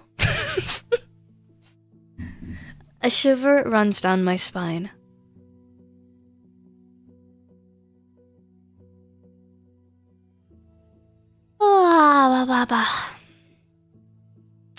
I'm curious. Guys, I'm curious. I want to do the first one and the second one, so I'm saving. I'm gonna do the first one first. But there's so many options I want to go back to. Let's do the first one. Victor's carefully crafted seductive expression shatters into pieces. His eyes widen. He blinks several times and his gaze ignites with pure delight. You really want to talk about Akira Yamaoka's industrial soundscapes?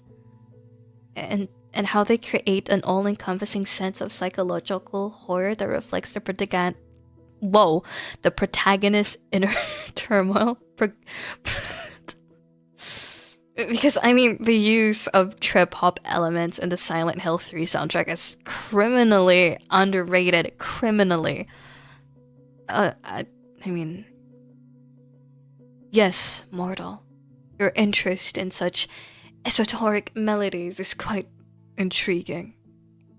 Man. Shut up. He chuckles softly. But you're right. Pretending is exhausting. You can never truly be close to someone if you're always pretending. Though, I don't really need to do that, do I? I just need juicy, sweet emotions. Well, who am I kidding? I'm the most pathetic incubus in the world. I need more than just that. He's flipping through the treatise a bit longer before letting out a sigh. His stomach growls again. It seems he could use an emotional snack. I think we've covered all the important stuff. I suppose it's time to wrap things up. He starts to rise from the floor.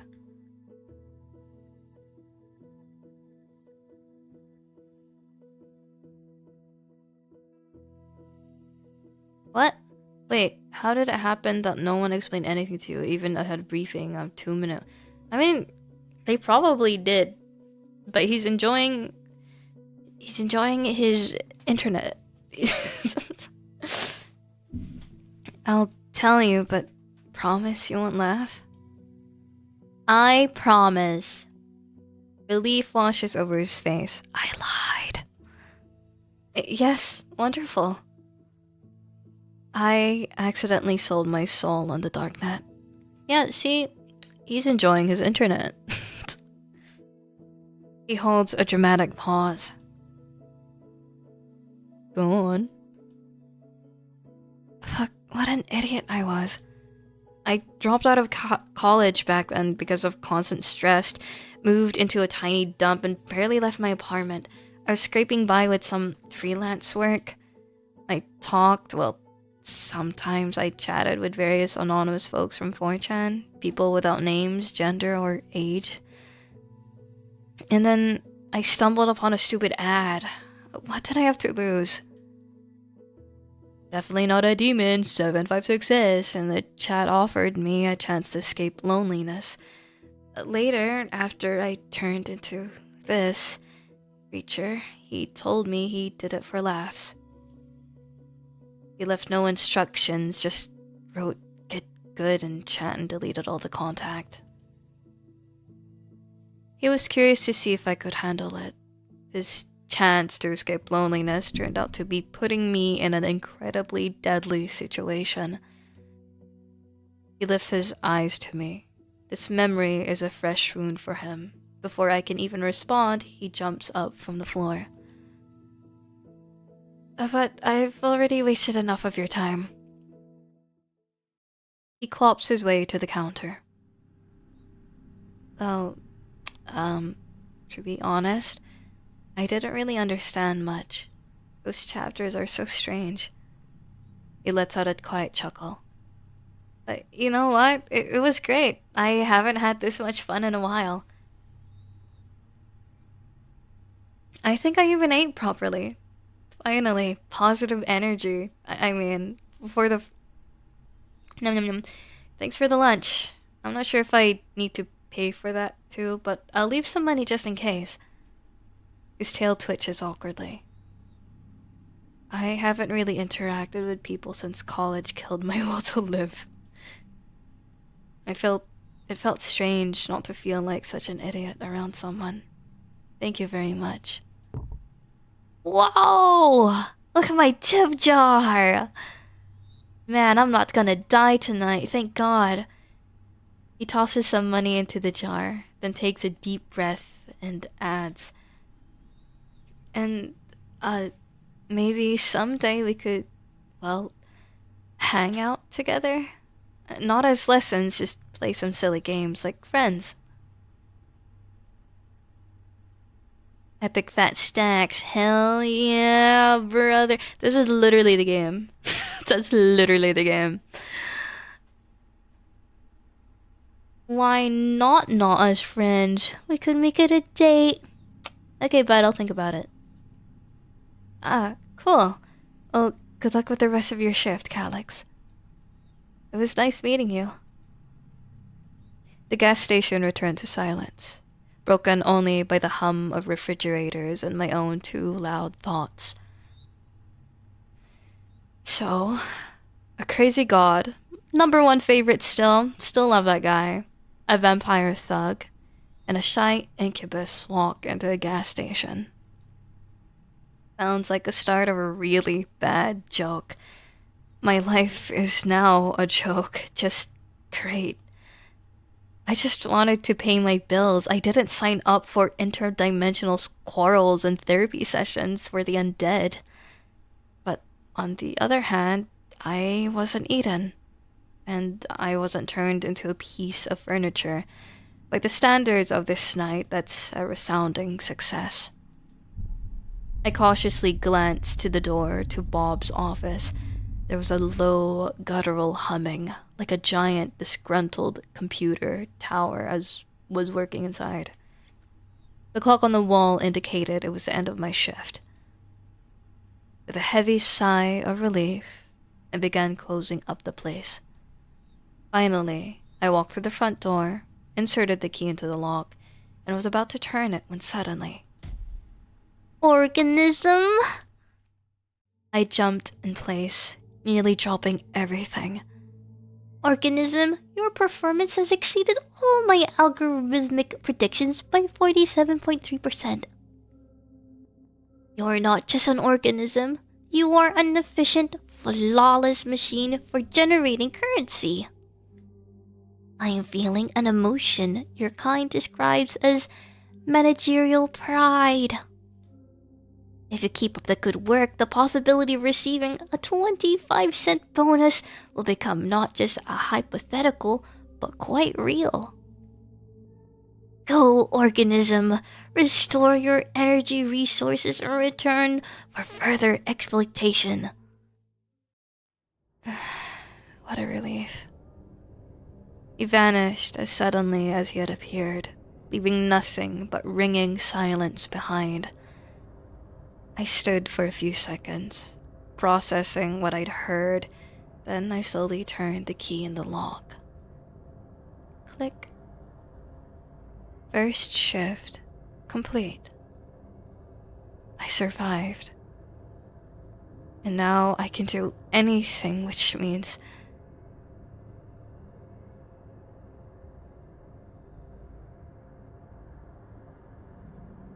Oh. Huh? Hello?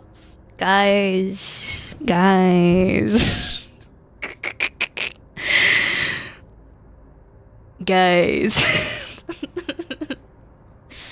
Wait, why is it only 2? Why is it only 2? Wait, who is Victor again? Victor was an incubus dude, or was it Or was it the first guy? I don't remember their names anymore. It's been 2 hours. You didn't risk crazy enough with anyone else? I don't want the vampire dude. I definitely risked my boss though by being a good employee. But I don't think that's... What's the word? Ethical? Wait, who's Victor again? I don't remember. Wait. Don't eat the cashier. Victor. Oh, Victor is the... Wait. That doesn't tell you who they are. Oh, so there's only day 1 available at the moment, but apparently there's going to be a day 2, which I'm so gonna be playing. This has been so much fun. Who's Victor again, man? I don't remember. I don't remember what his name was.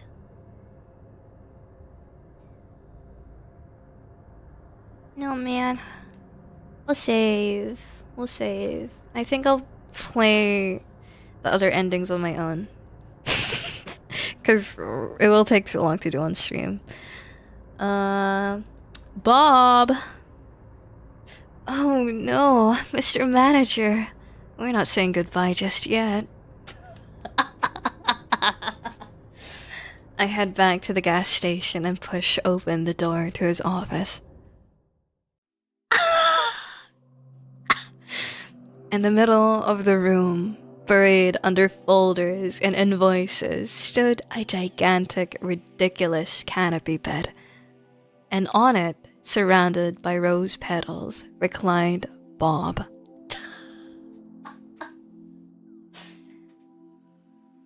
Or rather, he wasn't just laying there, he was posing. One tentacle coyly supported his spherical body where a human's chin would be. Others were elegantly draped over the silk sheets. His numerous eyes blinked slowly, focusing on me. Oh shit, I kinda regret giving him his voice now.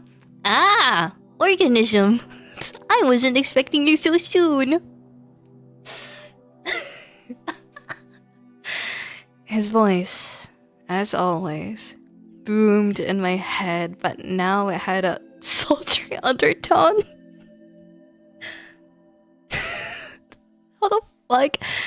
But since you're here... One tentacle slowly, seductively beckoned me forward.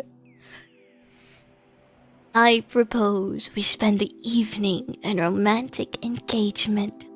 We'll study void Pip-OK enclosure schemes.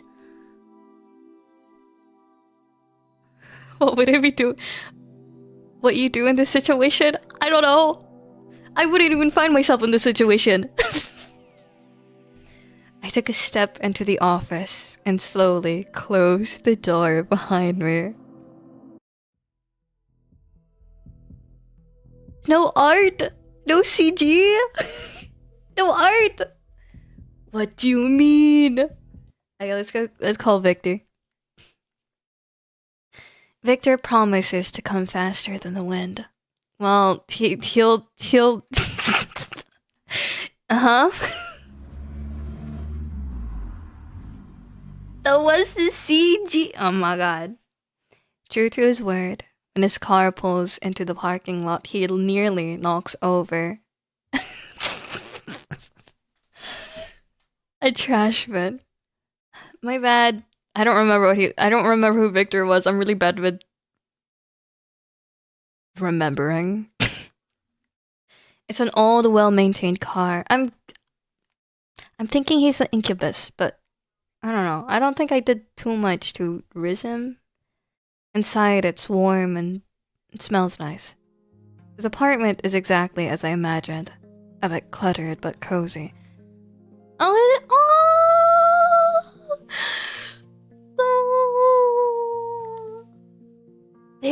so cute. Apparently in the full game, you're able to customize your character. Oh, this is so cute. I love this so much. Rapsicola. And the gnome is everywhere. What is that? Is that like a god in this world? Some sort of good luck totem? And soon I get humiliated by the very first boss. Victor, sitting next to me, laughs. It's not that you're bad at this as you... It's not that you're bad at this, as you say. It's just that I'm a nerd with a whole lot of free time. His fingers slide effortlessly over the buttons. I felt at ease. For the first time in a long while, no fear, no tension, just two people playing video games. Yay! Full send it!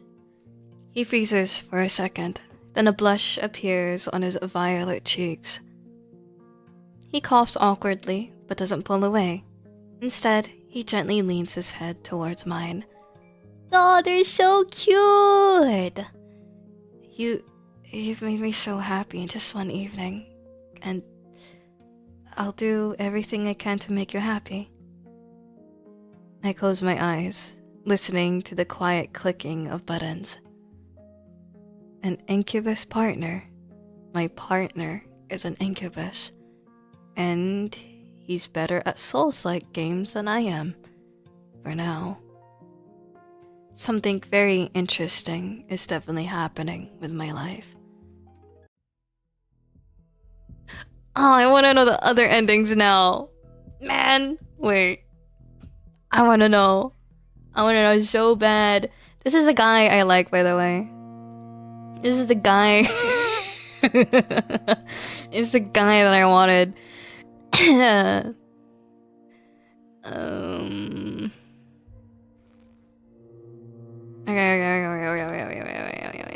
I can't skip. Shit. And it's the concept of a guy. He's gonna pick my pockets. No, it's fine. It's fine.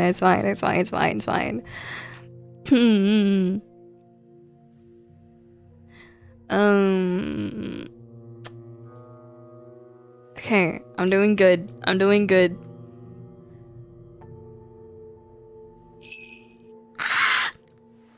Okay, I'm doing good. I just want to know what his ending is, okay?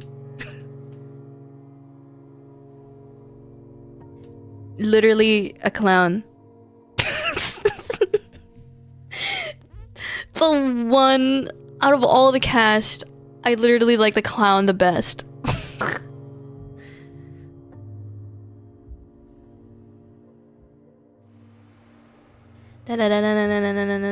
Grant you my royal pardon.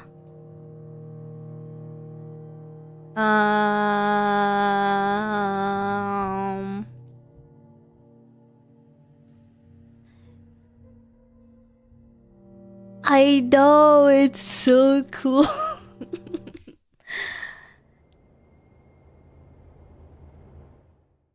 See, he takes us on a date.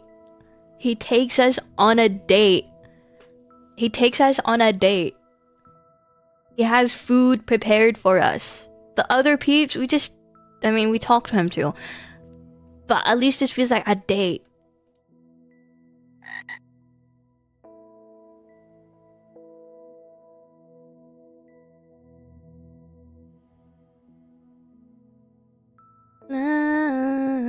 Disintegrate him.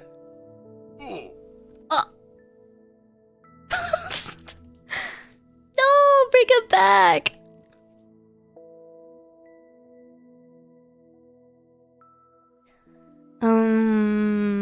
Let's do that one.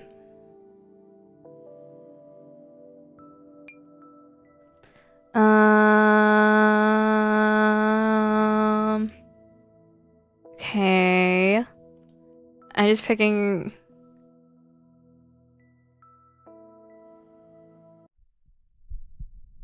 This one, I know he likes. I know this one he likes. I know this one he likes. I don't remember. This is the one I chose, but... Okay, he doesn't like that one.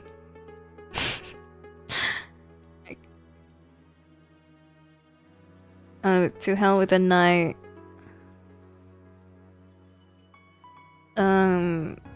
Hats don't evoke a feeling. Don't do anything.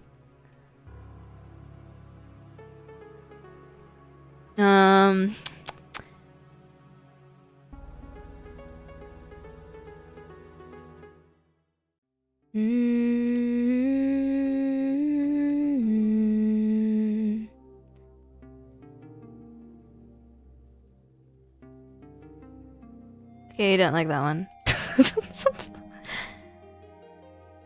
He didn't like that one either. Thanks for the story, bruh. He didn't like that one either.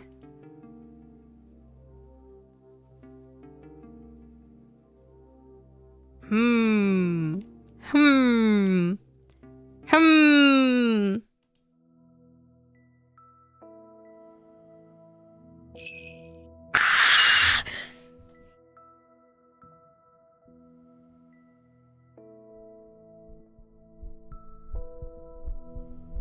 I've locked it in. I've locked it in.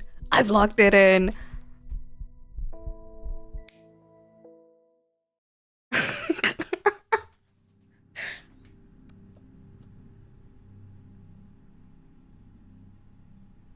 What?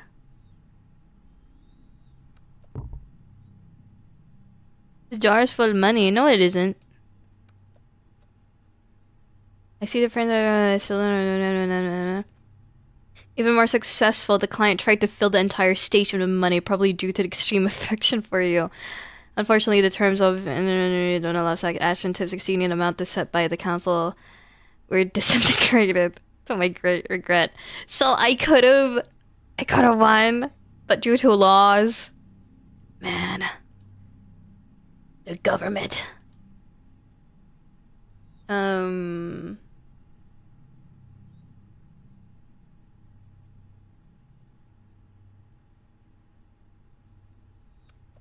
That's how I rizzed my manager. I just complimented him.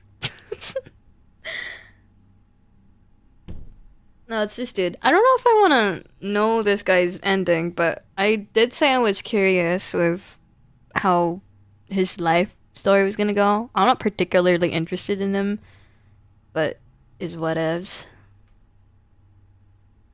No, he didn't like that. He didn't like that either. Where was it again? Food from mouth. Food afraid of heat. Spare parts of humans. I don't know what this is.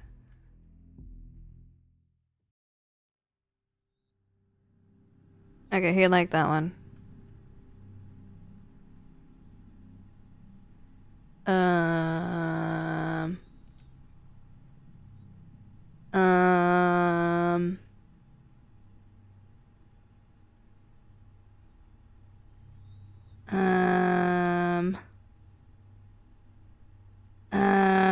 Yeah, I'm not. I don't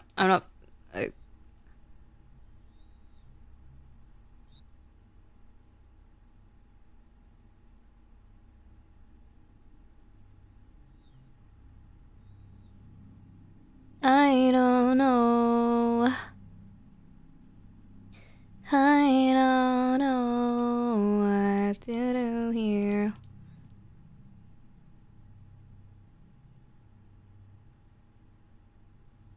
Let's play nurse. Move on. Move on. Move on.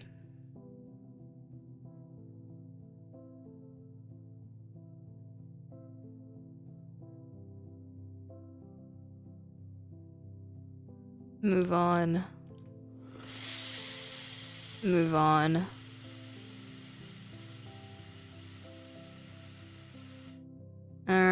Um.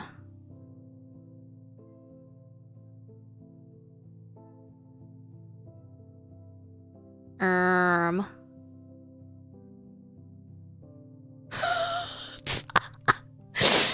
Some of these options are so unhinged. It's not incredibly unhinged, but it's definitely not normal.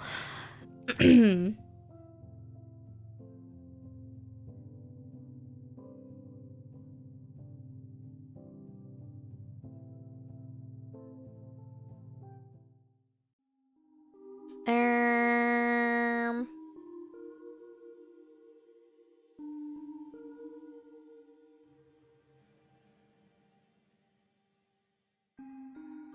Wrap it up. Water. Okay, I'll go get some. Oh, I still want. Oh, I'm so happy I went back. Look at him. He's so.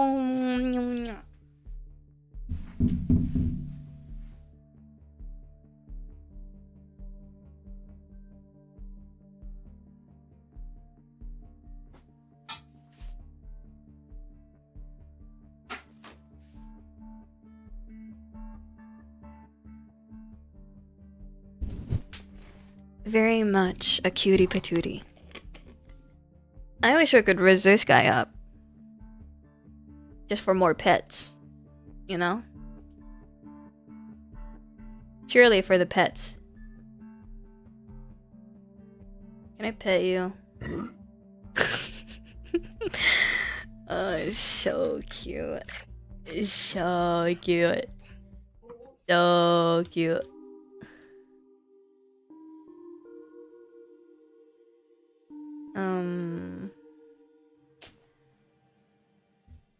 Experience the world is full of wonders. To serve the internet, decay and rot, nothing would change. That's my real answer. However,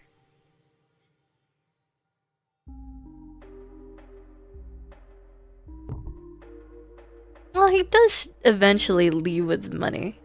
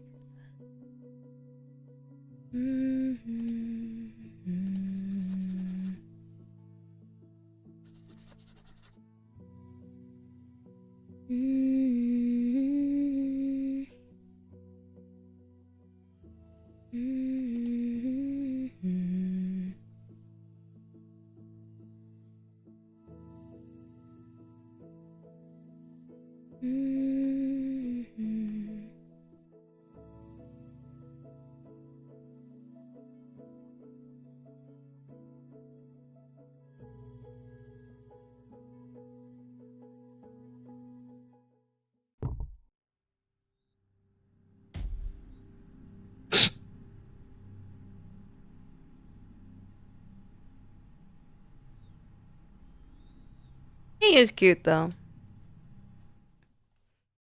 Yay! I got him! Courage for the queen! The words escaped my lips before I could think them through. I shouted it into the void, expecting, at best, an echo. But the void answered. From around the corner, with a quiet clatter of hooves on asphalt, it appeared. A carriage crafted from bones, polished to a shine, drawn by a pair of horses woven from pure shadow. The carriage door swung open by itself, inviting me inside. How mysterious. I stepped over the threshold, and the world spun into a kaleidoscope of mad colors, and sentient fog. Frog. Fog? Frogs. Are frogs not sentient? When the whirlwind subsided, I felt myself falling. But instead of a hard landing, I found myself in someone's embrace. Wah! Wah! Wait. He's blonde. His hair was covered with his hat. Wait, what voice did I give him again? Or accent? I knew you would come, my dear. They ran, whatever. Voice was velvety and sly. I looked down and realized that my t-shirt and jeans had been replaced by some elegant attire. How old-fashioned of him. The kingdom missed you so much. Every crooked spire of this castle longed for your silhouette. Every mad whatever that is, whispered your name, hoping you would return and bring even more chaos to our usual chaos. He looked... I have an alarm. Wait. There we go, it's fine. It's A-okay. Everything. I will give you everything. How about a pet? I can bring you the most beautiful griffin. Or better yet, two, so they won't be bored when I take you for rides around our lands. If one moon bores you, we'll have 3. Or I could get a few garden gnomes and... I'm getting ahead of myself. Let it be a surprise. He pulls me closer by the waist. Whoa! You will never be sad again. From this moment, sadness for you is just a word in a foreign language. My dear, my... Okay, don't call me that. And all it took was one night shift at a gas station. That's crazy. That's actually so crazy. Wow. Wait, I wish I could see all the available art. Oh, but that'll be me. It's already like almost 3 a.m. here. So, I'm gonna end it off there. I'll probably play this tomorrow during the day. Not on stream. But that'll be moi. Why is it off-centered? Whatever, it's okay if it is. It's not okay if it is. There we go. I had a lot of fun. Thank you to everyone who was here. Everyone who dropped by. Yeah. Heaps of fun. Have fun playing this off stream. I will, man. I so will. Not that song. Oh my gosh, be more chill. Oh my goodness. Trying to find a song.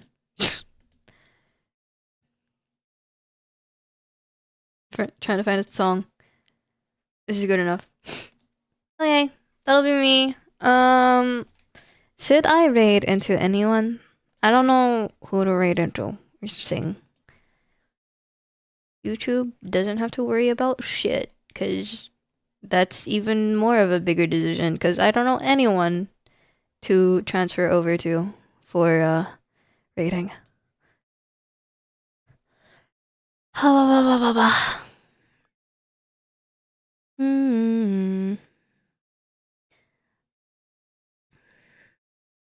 Dun.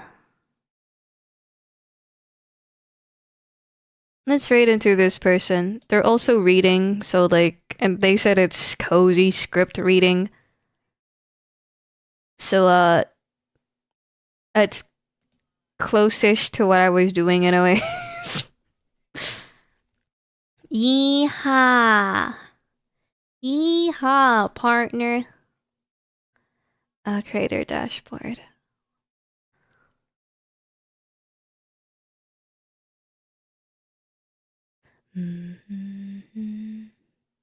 Love.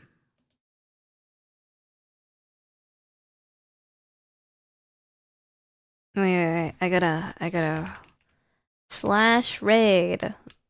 Shit, I copied my own.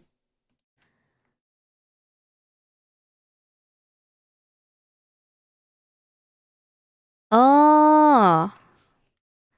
Okay, he just got raided. We're raiding into Hanzu Xwell. They just got raided, so we're gonna raid them another time. Here is the raid message. If you just follow, here's raid message. If you happen to be subbed, yippee! Stay hydrated, stay well rested, unlike I. But that'll be me. Stream will end once the current song is done, but I'll send you guys off before then. Okay, bye bye. Wait, raid now. Bye.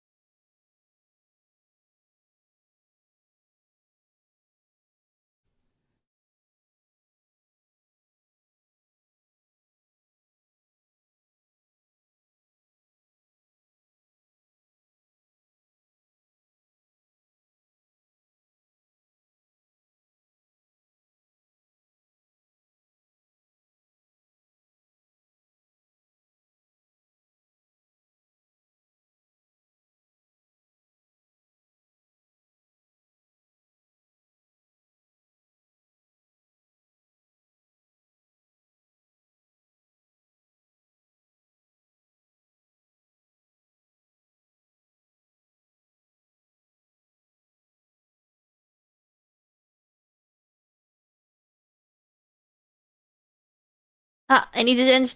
You're not here. I'm not here. Wait, why is it ending?